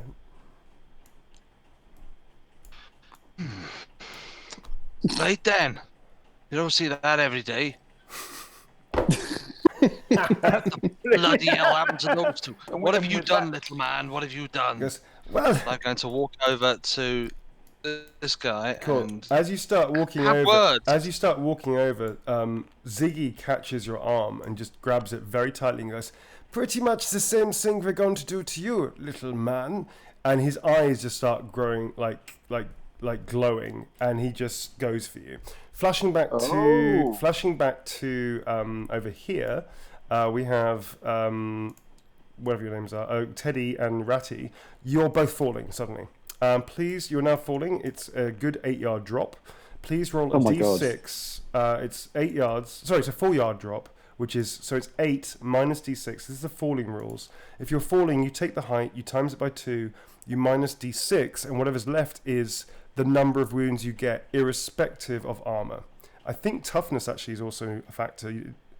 Is that true, Pete? I'm pretty sure that's true, isn't it? It's got to be a factor. The tougher you are, the less you're going to get hurt when you hit. Yeah, but armor is not a factor.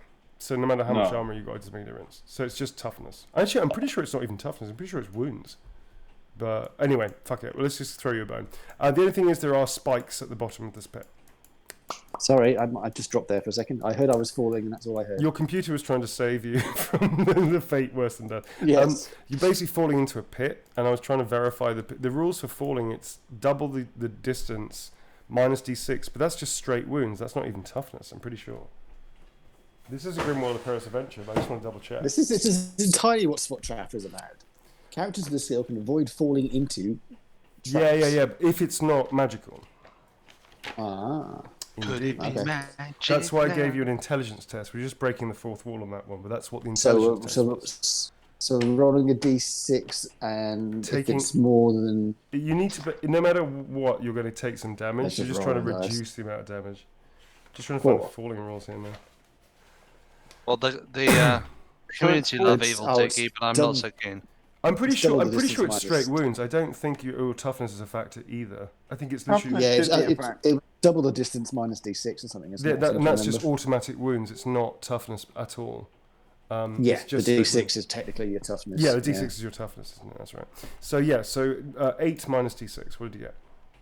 I got 4. So that's 4 wounds for you, and you sort of land in between, like you graze you slash one of your arms, you land heavy. That's the me bottom. on 1 wound. Yeah, that's a nasty 4. All right, and Tom, d6. Wait, is this a D6? What's No. that D6 got on it? Oh, it's got a What's that barrel. one?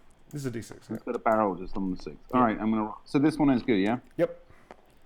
That's not good. 1. You might want to use luck to add an extra point of reduction, if that makes sense.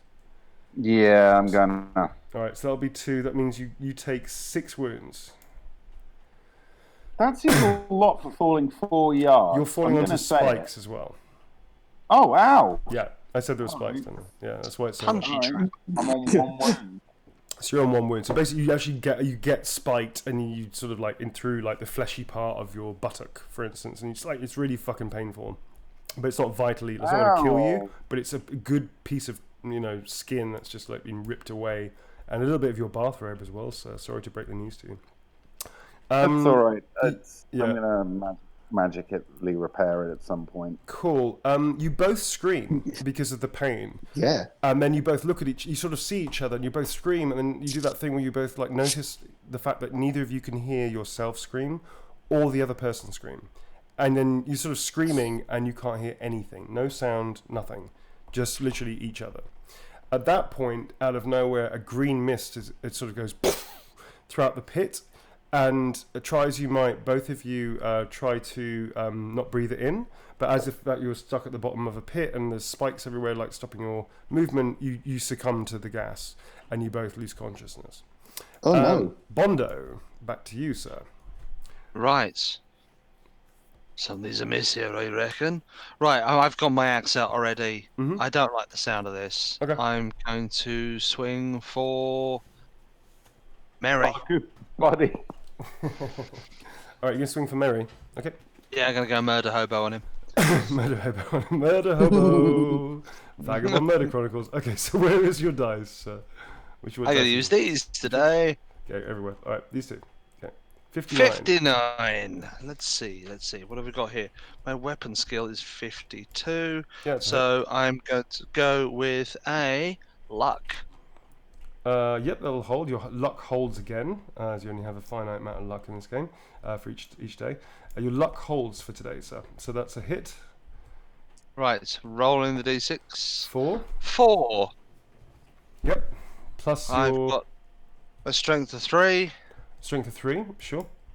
Yeah, and that's about it because I didn't go for straight mounted blow, did I? No, So I you- just straightforward 7. batter him with the axe. Okay, cool. So Mary sort of sees your axe coming in, and he doesn't duck in time, actually. If anything, he puts himself in probably a worse position. His neck is quite exposed. Your axe goes straight through, and literally straight through him. And your axe just swings so wildly that actually it almost puts you slightly off balance, and you don't hit anything. And Mary just stands there, grinning at you, going, nice hit, lad. Like that. And then he just sort of dissipates in front of you. He just goes, and like in a big cloud, he just disappears. Ziggy is now Illusory halfling. Ziggy now has his sword out and his shield out and is now attacking you. So Ziggy swing, and he hits you. You have the beast in your shite, Highlander. Indeed, he swings at you and hits you, and he hits you for, I guess it's 7 points of damage, isn't it? Holy. No, 8 points of damage. Sorry, 8 points of damage. Oh, great, that makes it better. Yeah. Right, I've got a toughness of 4, and I've got the Skaven helmet. He doesn't hit you he hits you on the 11, which I believe actually is the head. Yes, you're right. So you got Yeah, it is. Yeah. 3. You take 3 damage then, I guess. 3 damage. Right, okay. I just want to point out again how very determined Neil is to kill us. That's not true, He's Tom. very He has determined. his days. Give him his due. He That's has not days true. when he doesn't, days when he I've doesn't. only had 1 fate point from all of you. Yes. I've only had That 1 was fate That's point. my own idiocy, really. Wasn't it? That was Yeah, that was your yeah. own ineptitude. That wasn't my fault. I just egged you on to do It was me encouraging him as well. I do feel partially responsible for that. Come on, jump down here. It'll be fine. What's the worst that can happen? Crunch. Crunch. Yeah. Again, Just the folks, score. episode 2 or Yeah. 3, you should check it out. It's fun. Okay, Eddie cool. nearly died on his first outing, and I feel very guilty about it. Unfortunately, being raised a Catholic, I will always be feeling guilty Yeah, about you'll it. get over it. It'll be fine. All right, so new round. What are you gonna do, Bondo? What you gonna do? Oh well, I thought I'd invite him round for tea. It'd be lovely. I have a panad and a bechtan. Right, no. I'm going to try and hit him again. All right, For those listening, a panad and a bechtan is a cup of tea and a chip sandwich in Welsh. nice. There you go. Right. I'm rolling, Okay, and I fail. cool. Okay, so you try and take a hit. You also notice, but I'm gonna do this really quickly. You might just whatever. So yeah, so you hear from sort of your side. That's good. You hear from your side this, and then you feel on the side of your neck something dart into your neck. Please make a toughness test. Which so toughness is basically toughness is usually out of 10. To make a toughness test, we times it by 10 to make a percentile, and you have to roll equal to or under. That's a big, huge, whopping fail, isn't it? 73. No, I just rolled the 3. Why 'cause don't you it roll was a 10, both I just together, rolled sir? 3. Roll together, sir. Oh. No, it's not a well, D10. It's a percentile, sir. So thank you. Oh. Right then. Yep. That's a 96. That's a fantastic fail. That's a critical fail.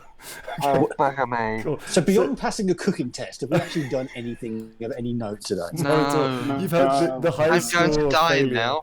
the highest failure you could possibly have in any game, whatever. And now this. So okay, so you get stung in the neck by this thing. You sort of rip it out, and you see this like weird green ichor, and already the poison is starting to like take hold of you, and it's so much so that you start like your logic goes out the window, and you think you're just going to test to see if it's poison. You just lick it, and then you realise, yep, it's poison, and you just roll backwards and just collapse, and the world goes dark. Cool. All right. So all of you, again, these sort of have like strange, weird, vivid, very fucked up kind of like dreams, and you sort of hear voices, see lights. You see Ziggy standing all over you, and you think you sort of see yourselves standing over you. It's all a bit weird and strange. You're not entirely sure what to think of it. And then you suddenly, one by one, you come to. You get this sort of, one of you gets smashed in the face. Another one has like a whole bunch of water poured over them. And all of you sort of like wake up and come to with this weird smell of like, very delicious smell of cooking going on. And you suddenly realize that you're in a larger clearing. And in the center of the clearing, there is like this large hut just here. And there is what looks to be like a large kind of like tent marquee thing or whatever, just there. Ooh. You think you see the corner of like There's what the looks to be like a cultivated field. Which there, this is the hut, or the doorway here. It's a pretty basic stuff. It's like, you know, it's made not particularly well, but it's basic. And all of you can see each other, but then you all quickly realise that that's not necessarily a good thing, because you're all tied to stakes, to these kind of cross-beam stakes like this. You're stripped of your possessions, pretty much, apart from the armour you were wearing, but anything you were carrying or anything in your bags that you can't see on yourselves, and your arms are restrained. And you're sort of standing, you're in this sort of like, you're like this in this sort of like group of 5 here, and the stakes are very much like these big, massive tree trunks that have been wedged into the ground. Where are you? Are you over here? There you are. I couldn't find you. And Ziggy is here as well. And he's also tied up. Also, you see Ziggy over here, which is weird, because Ziggy's now walking about doing menial chores, and yet you see Ziggy tied up next to you, which is really disconcerting and strange. You also see another figure over here, another person, who you can't identify, that you don't know. He is also tied up, and he's looking pretty bad, pretty haggard, pretty worse for wear. Nobody you recognise, but all of you are sort of coming to now. Like this. This is our Ziggy, like our real Ziggy, I guess. And this is the imposter Ziggy over here. Evil Ziggy. Yeah, evil. You can speak. You can all like talk to each other and stuff. You know? What the fuck? Ow! My bloody legs! Oh, Jesus! What the fuck is going on? You're normally Almost like get me being out of here tied up. now. Oi, boys, I got spiked. Get it? You see, I got, you know, like we got knocked out, and also I got Shut up, Ratty, silly bastard. Right, the figure over here sort of turns his head back. It's a he. Turns his head back. He's got long hair, which looks like it's matted and coated with blood. He goes, "Hello, who's there? Which poor souls have joined me in surely what is to be our last day?" Unluckily for you, it's us. It's us. Yeah, sorry about that. Who's you? Well, he sort of coughs and It'll be spits us up then, and wouldn't spits it? a bunch of blood on the floor next to him. He can't turn around. It's to you, Ratty and the Vagabonds. Yeah, obviously he's Little like boy held. band. You're all strapped to these spike things, so you can't turn around. But he sort of tries to turn his head and goes, "Oh, even in this worst situation, I suppose I should not dispense with politeness." And he just coughs up another goblet of blood and goes, My name's Alan Vandor. Nice to meet you. Despite the circumstances." Pandora. Vandor! We Totally finally got pandering. Vandor. You found Vandor. For anybody that doesn't know, I do. For anybody who doesn't know, I do this thing called No Big Meal on Thursdays, which is like an interview game thing, stream, whatever, Twitch thing. And we played with this. Tom and I played with this person called Vandor. Our little game got crashed by Some random dude. Person a random or they. dude called Vandor, Yeah. who then got really pissed off with us. And wouldn't tell us how to complete a level, firebombed but then got screamed at us for not being able to like do the thing we were supposed to do, and then wouldn't tell us how to do it because they didn't know. And it transpires that we think that they weren't very good at the game, but they bigged it up like they were. So Yeah. So now I've got They Vandor were tied to a stake. hothead. They I'm were going a to say it.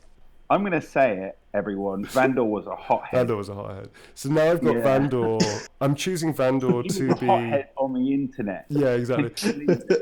So now I'm choosing Vandor to be tied to a stake, and it's a he. So that's the pronoun is now. And he's now tied to a stake. Amazing. Let's just see how this works out for Vandor. Oh, Vandor. Let's see where. The chat are saying is KD next. I think that's a good. I might start doing that every time we get a random person to play with that we have no idea who they are. Then we're going to make them into like a dispensable character. Yeah, it's gonna be great. All right. So, what are you all doing very quickly? What's your thing? What's going on here? Where are? What do you mean? Who are they? What the bloody hell happened? So all of you can see the hut. You can see a tent over here. You can definitely see like fake Ziggy, or maybe real Ziggy. Maybe that's one's a fake. No. Fake Ziggy is like carrying wood and like to and from what it looks to be a very large fire pit, over the top of which is a cauldron that's massive, and there's lots of fire and stuff like that. And he's walking around. You also see another figure that you can't quite tell what the figure looks like. That you just see a glimpse of a person walking this way, but you can't quite tell who that is. Sorry, you carry on. I interrupted. But just to give you an idea what's going on. So they look. So sorry. So we've got is the Mary there as well still or not? You haven't seen Mary. Sorry, no, you don't know where Mary is. But you're definitely still in the forest. So there's fake Ziggy. Fake Ziggy. Some kind of person that you didn't quite get a good look at walking that way. Yeah. And what's the other one? The arrow one. Oh, ignore the one in the middle there. That's just me like holding a. Oh, okay. Ignore that. This is just the hut. This is the hut there. Yeah, no worries. This is the hut, and that's the entrance. I'm gonna look over at Vandor. How long have you been here, then, old Vandor, my old lad? He looks and goes, I can't say. A week, a day, an hour.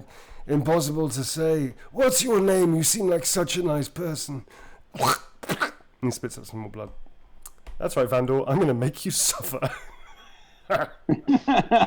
You're in my world now, Vandor. You're my bitch. I am Elias P. Rattigan. Elias P. Rattigan? Is that your full name? I never asked. Wow, we know now. Wow, you kept that back for a special occasion, didn't you, Tom? This is special? I guess it's as special as it gets, yeah. But what does the P stand for? That is the greater mystery. That is the greater mystery. Yeah. That's for another time, the right? mystery that I'm not going to give. I know, I figured it out. You do know. I'm going to go with Phineas. I like the idea that it's going to be like Homer Simpson, like the J stands for J. True, I watched Homer that J. Simpson recently. stands for Homer J. Simpson. That's basically how it works out. So listen, the TV show's been going on for like 30 fucking years. No spoilers. Deal with it. If you didn't watch the back episodes, it's your loss. Okay, so there you go. So, anyway, wow. Introduce myself to old Vandor. Okay, cool. As you do so, and he's grateful for the company. Out of the middle of the hut, which is it's not the middle hut, it's the only hut in the middle. Steps Merry, looking very happy and pleased with himself. He sort of does this, and sort of like looks around, does a little sort of like half twist, like he's stretching a little bit. Then turns to all of you and goes, "Hey, good morning. How are you? You all right then? Yeah, the bruises. Well, you won't feel them too bad in a minute anyway. You right there? Any water? No? Yeah? Great? All right." And just turns around and just goes and starts wandering off. Mary, get back here. What in blue blazes is happening? He stops. Let's go right now. He stops and comes back and goes, "Hey mate, I'm just busy. There's lots of preparations to make, and this fire isn't going to stoke itself, is it? There. But basically, we're going to have a feast." He just sort of smacks his lips a few times.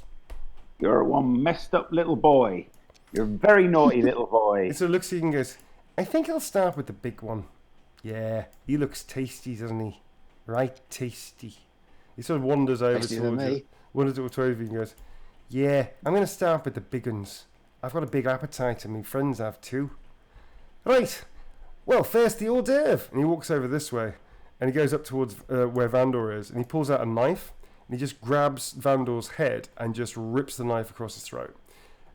Just before he does that, Van goes, "It was a pleasure to meet." So he just cuts his throat, and Vandor starts like just bleeding out. Wow. Vandal didn't last long in the grim world of Perilous Adventure. I don't think No any of fury, us, like Tom- a DM's good. Exactly. I don't think any of us were under any impression that Vandal was going to make it through the next segue. Could have become a major NPC and fan favorite, but no. Nope. But no. That's what Neil happens. built when him you- up to break him down. That's Should what have made him happens. sing. That's what happens, Tom, when somebody lies in you the stream, cross- whether they know they're on a stream or not. You cross me on Left 4 Dead 2. Do you know what I mean? Fuck that, Tom.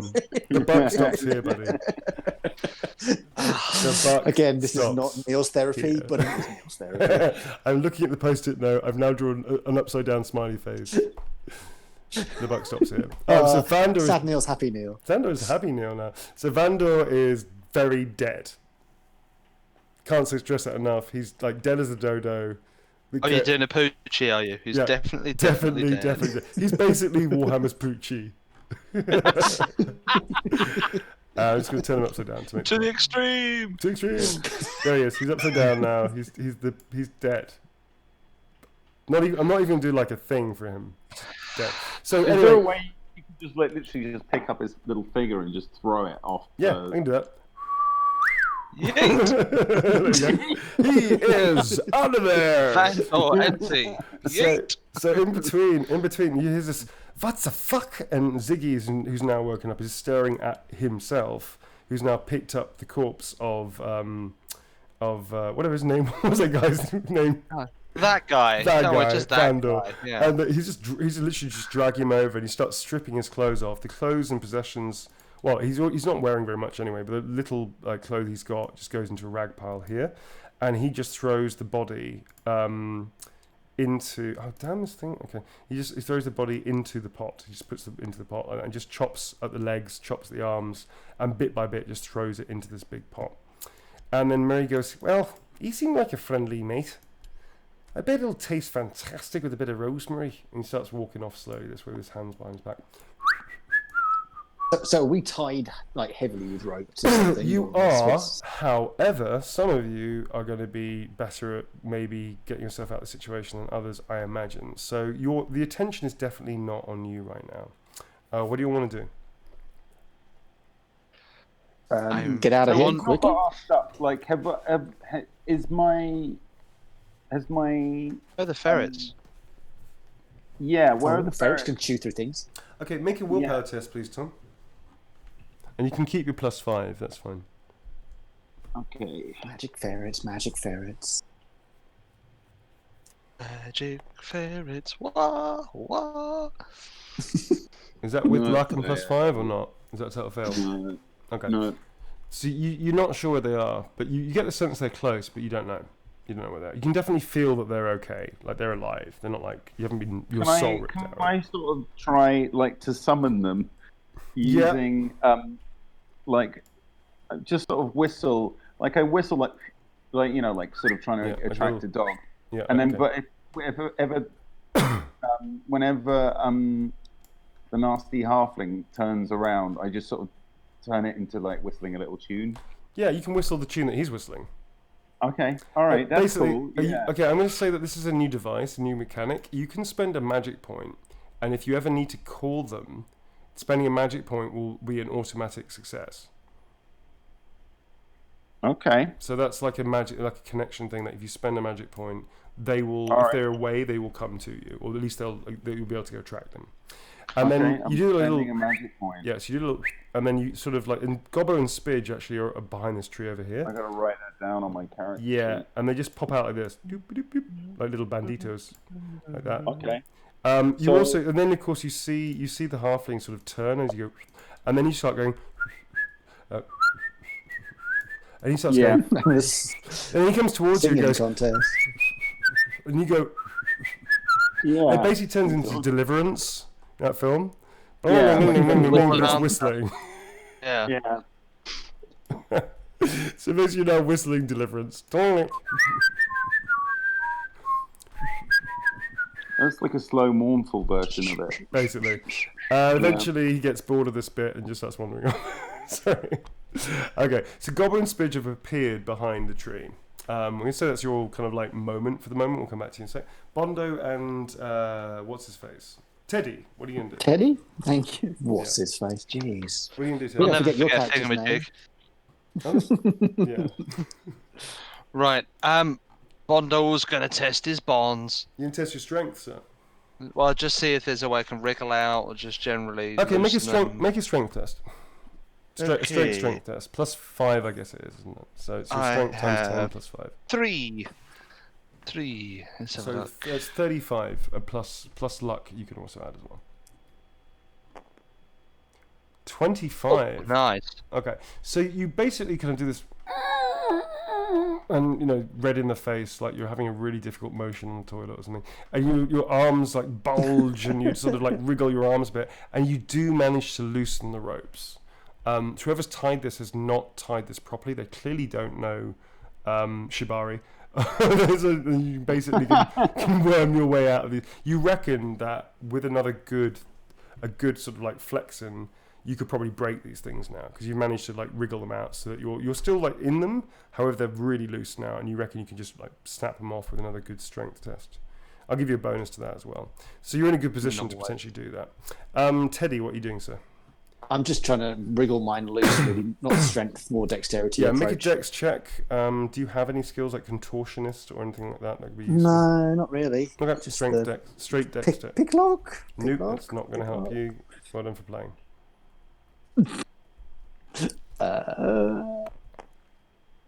Oh, you lucky fucker! That was almost Close. critical, almost critical success, but not quite. Okay, Almost. so yeah, Luck? You basically he hasn't got luck, dude. And also, you can't luck a critical success or failure. You can take you can take away critical failure. You can't get a critical success. I'm pushing it That's into critical success. Yeah, you can't do that. It Right, has to be fair natural. enough. It has to be natural. Shame. Through fear and sweat, I've sort of just my lubricated arms. Yeah, basically.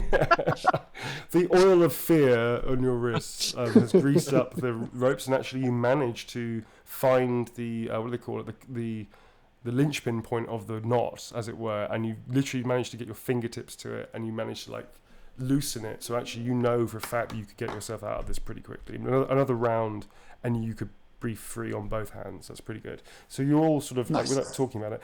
The only person that's seen, like, you see Ziggy going, God damn it, like that. He's the only person that doesn't seem to be able to be wriggled free right now. And of course, every time that like one of the fake Ziggy turns around, or he stops and he plays possum, obviously, but he seems like he's pretty trapped in here. So they're pretty fucking tight for him.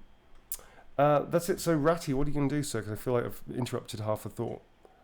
Well, so the ferrets came over to me, right? Yeah, they're now they're now sort of like jumping onto your body and scurrying up to your So head. I'm like, why, my little boys, go on, see if you can work at my ropes at all. So I'm going to try and get them to chew on Have a my little ropes. nibble. Nice. Okay. Yeah.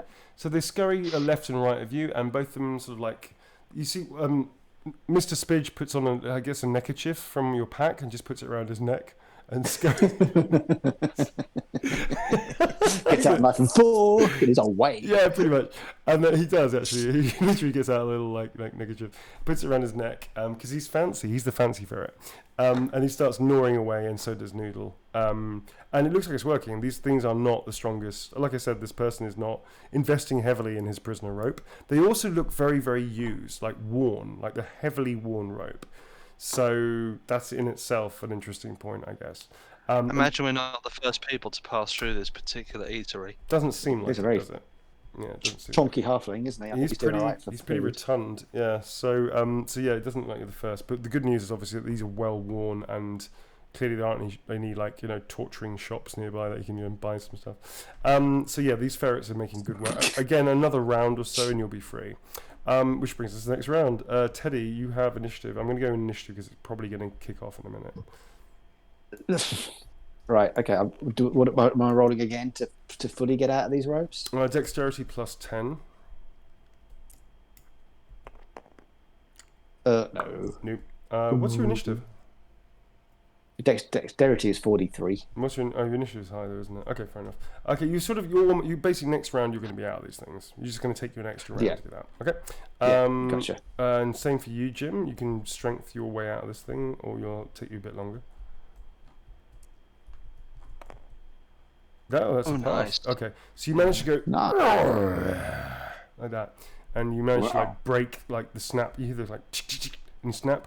You don't immediately like break your arms free because that might be noticeable, but you definitely the ropes are broken, so you can just literally slip your hands out whenever you want. Cool. And Ratty, your little dudes have managed to gnaw their way through, and you are essentially released. The rope is still hanging there, but they've scurried back to you. Your hands are free. Again, you've kept your arms out. Boys. Both Bondo. Actually, they're not boys. One of them's a girl. Oh, that's cool. So you know, both Bondo and Ratty notices a person walking around the edge, and it looks almost identical to Ratty. In fact, it's Ratty.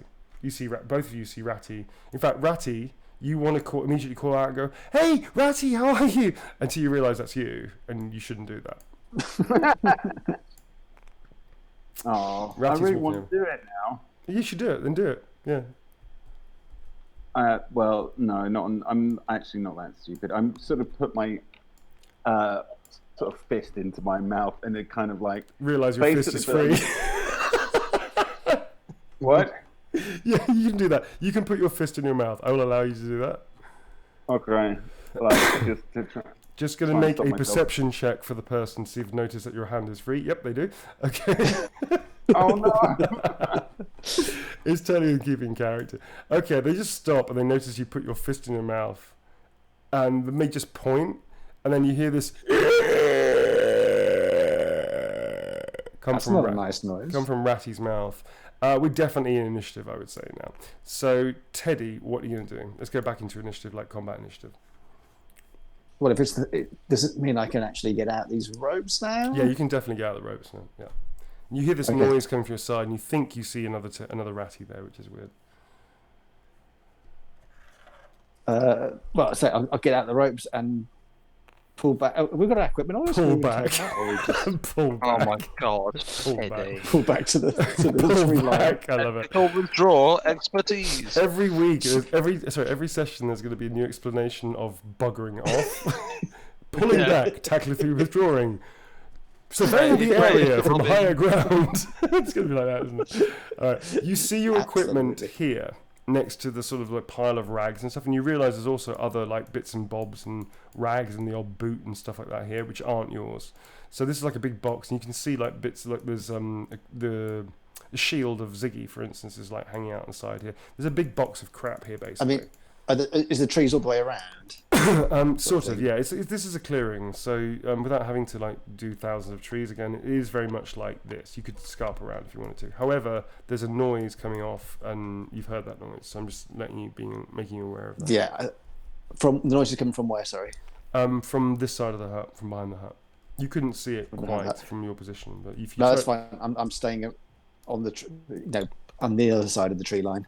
Okay, do you want to make I've got some cover. concealment, it's initiative plus whatever you're doing? I guess concealment rural and silent move rural will add 20 if you have both? Or I just don't 10? have silent move rural. Just 10 then. urban. 59, Yeah, that's a that's pass. fine. Yeah. Okay, you literally scamper up into the nearest tree and just make like a squirrel. I'm not in the tree, I'm just in the tree line. Oh, okay, sure.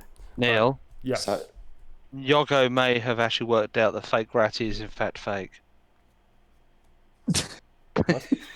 Huh? Just an amusing moment in the Discord chat about the. Stay I on reckon. target, That's folks. it. Stay on Yeah, target. fake Ratty making suspicious noises. I'm voting fake Ratty as imposter. Right, okay, good. I think it's Among Us references. Now that Yes. now that everybody's up to speed, let's move forward. So yes, it's possible that fake Ratty is indeed an imposter, but stay tuned, folks, and let's find out who the real imposter is here. All right, so you're in the tree line hiding. Thank you for that. You're in the tree line. Sorry, hiding. Yogo, I had to do that. No, that's cool. You're in the tree line hiding. Jim, actually, it's now your go. I'm What not are you gonna do? hiding, I'm what's the flanking? Assessing the So sorry, situation you're flanking. from far away. You can't see this, Pete, because obviously we haven't got any videos. But with my right hand, I'm now making a flanking motion. You're flanking, sir. Not on stream, Neil. Come on. Twitch doesn't Okay. allow that. So, Bondo, what are you doing, sir? I'm moving over to Ziggy to try and free him if I can get the figure to stand up. Yeah, you can make a strength test. You haven't got any weapons on you. All your items of any like usefulness are. Just see if I can undo his rope or whatever. Yeah, sure. Whichever's higher, I would go for the. Either if it's dexterity, try and nimbly undo it. Or if it's like strength, then try and break it. My dex is 40, my strength is 3, Fine, so you let's can go with try the and dex. undo it. Okay, so Ziggy goes. Okay. Ziggy looks and goes, you know all those nasty things I said about you? Well, I take most of them back. Yes. No time for that right now, lad. All right. Right, I have passed in undoing his bonds. Nice. So you break his bonds. He goes, ugh, danke. And then he goes, now should we get our weapons? And as you just say that, like fake Ziggy, or maybe not fake Ziggy, maybe real Ziggy, and you're the fake ones, turns around and just points at Ziggy and you and goes, that, like that. Yeah, Wicked body indigestion. snatcher style. Yeah, I was totally gonna body say, snatcher yeah. style. This is basically body snatcher style. Donald Sutherland does completely. Then. Oh, I cry at the bagpipes at Amazing Grace at the end every time for that film.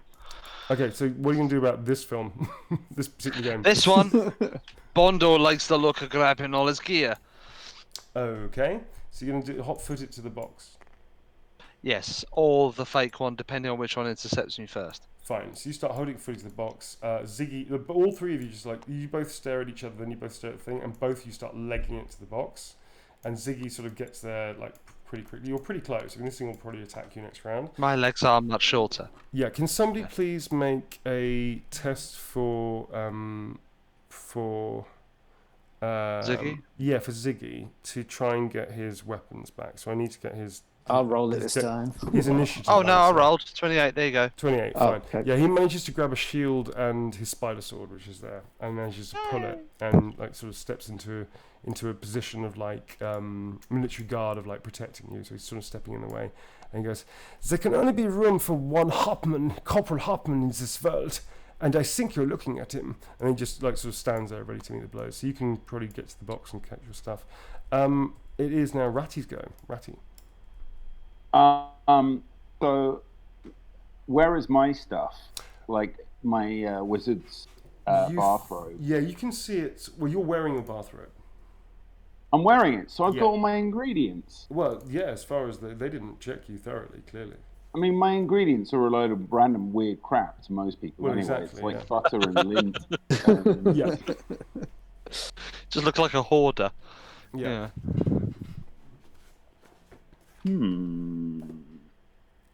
Butterfingers, butter. No, I'm not going to do Butterfingers. I do Butterfingers all the time because it's my most useful spell. Just as an aside, Tom, before we go any further, the other day picking up a really heavy box of tapes, and I'm sitting there going, "Oh, move, you bastard!" I thought, "Oh God, I started doing it myself now." What do you want to do, Tom? You're being charged by yourself. Well, this thing's like coming towards you. So, I'm gonna swing for him with my staff. If You I got my don't- staff, you don't have your staff with you, no. You don't. I'm flight of Amaring it out of there then. Okay. Ching. Far past him. All right. So remind us what Flight of Amar does. This is where I have to rapidly look it up. Yeah. It pings me off in a random direction. A number of yards. It kind of basically turns me into a sort of a floating kind of feather that gets picked up by a gust of wind. Okay, cool. Said Tom, hovering. I need to. Sorry, I've got to find the. Like an Eli inner P. city carrier Rattigan. bag. Yeah, Elias. Elias P. Rattigan. I can't believe you held that little gem out till this moment. That's crazy. I just realised that I had to have a first name, and Elias P. Rattigan. And the mystery, of course, is what the P stands it for. just rolled off my tongue. Yeah. Sorry, I'm still looking up. That's okay. I'm going to try and look. Hacking magic. I'm going to try to look up. Okay, so You what? said the I P think just rolled off your flies tongue. Yeah, it's like I just say I'm going to make up a quick rule for it because I'm pretty sure I can remember what it is. Basically, we're going to roll a d12, and that's the direction you're going to travel, and roll a 2d6 for how high, and a d6 for how far. A d8. That sounds pretty much like it. I'm pretty sure that's what it is roughly. Yeah, we'll say does sound- 2d4 for direction. Direction d12, height 2d6, 2d4 for how far. Okay. Let me just check. I'm nearly there. I'm nearly there. Look, it's not my fault. The book on magic is like it's fucking enormous. like hundreds of pages of just sort of background information, and then all the spells are right at the back. Yeah, yeah. All right. Flight of Amar. Okay. Float above the ground for 1d10 seconds. Flight is random. You roll 1d6 for the height in yards. Right. And then 1d8 for direction. Oh, okay. 1d8. Well, fine. Fuck it. That is 2d4, isn't it? 1d8? Yeah, 2d4. Fuck it. We'll be fine. It's not quite actually because you can't roll a 1. So what happens? Just to describe how I cast it. Yeah. Noodle and Spidge, who've just finished. I've got a d8 here. That's cool. D8 through the ropes. Yeah.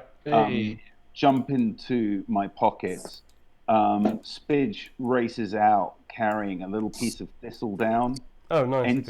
Into my hand, which I then point at the floor, kind of like when Iron Man does his repulsor jet. Nice. And then I go, "I'm out of here, you bastard!" And then it's sort of a sort of sonic blast. Blasts me. Nice. Okay, that's very cool. So roll your d8 and your d6, sir. All right. Feels like we're just leaving Ziggy and Bondo to it again. Did I? Yeah, sure. This will be a surprise for Steve when he comes back next week and go, "What the fuck? You lost an arm this time, not just a crossbow." Yeah. That's the shicer." My arm. This is number 1 in front of you, sir. So. Naked. Yeah, that's true. Is that a d6? This is a d8, that's a d6, yeah. Alright, okay, great, Ruby. So 1 yard. No! 1 yard up. You're going to hover 1 yard up, and then d8 is the direction. You're better off just jumping. That was a 4, and then it just at the last roll a moment. d8. Roll a d8. 8. That's behind. Okay, so you're going to shimmy this way slowly at 1 yard. Your head goes straight into the branch of the tree that's overhanging. No damage is done, but it's annoying. Okay, and you're sort of floating, you're sort of basically flat like this. You're like, woo, slowly away like this. Okay, all right, that's where you're at, sir. You're in the hedge, and this thing just starts running towards you. In a hedge. Cool. So everybody, including Tom, because actually you're not out there yet. You see the halfling, whilst that's been happening, has run out to the middle, has looked around and goes, No, you're all supposed to be for the pot. And then he just looks around, he gets something out, and he just crushes something, and he just goes, You're all supposed to be for the pot. And his entire body just erupts. And where this little tiny halfling was standing, you do in fact now see this enormous fucking red dragon just bursts out of his body and just starts standing over it like this. And just starts screaming at you. For the pot! Like that. At that point, folks, we are going to pause the game and come back to it next time. I don't think I've ever met a dragon in Warhammer before. I'm quite petrified.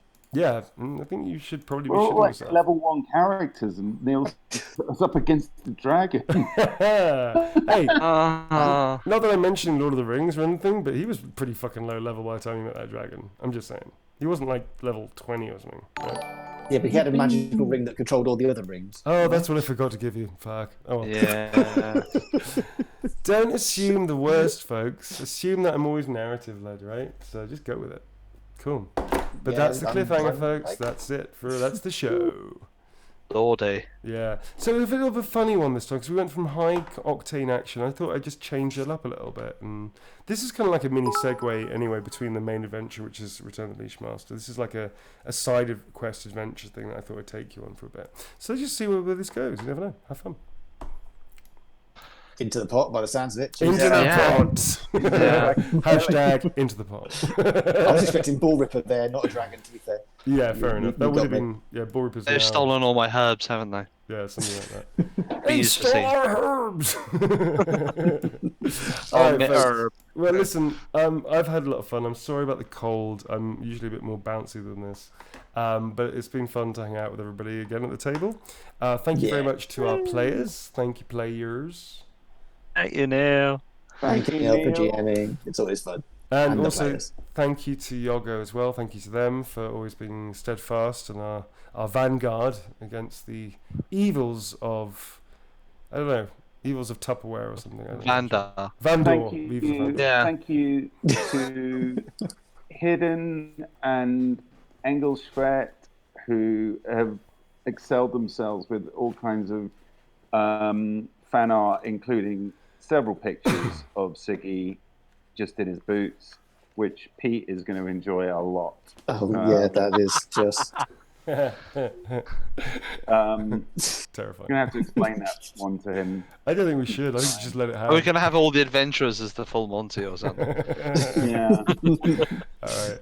So without I think you meant Steve there, not me, right? Yeah, I well, hope so. both of you, I think. So without further ado, does somebody want to do the honours? Oh, all right then. No, you've had me every week. All right. It's beautiful in its chaotic nature. All right, into folks. infinity. Thanks for hanging out. See you at the table next time in about 2 weeks, I believe. Take it easy. See you soon. Bye. Bye.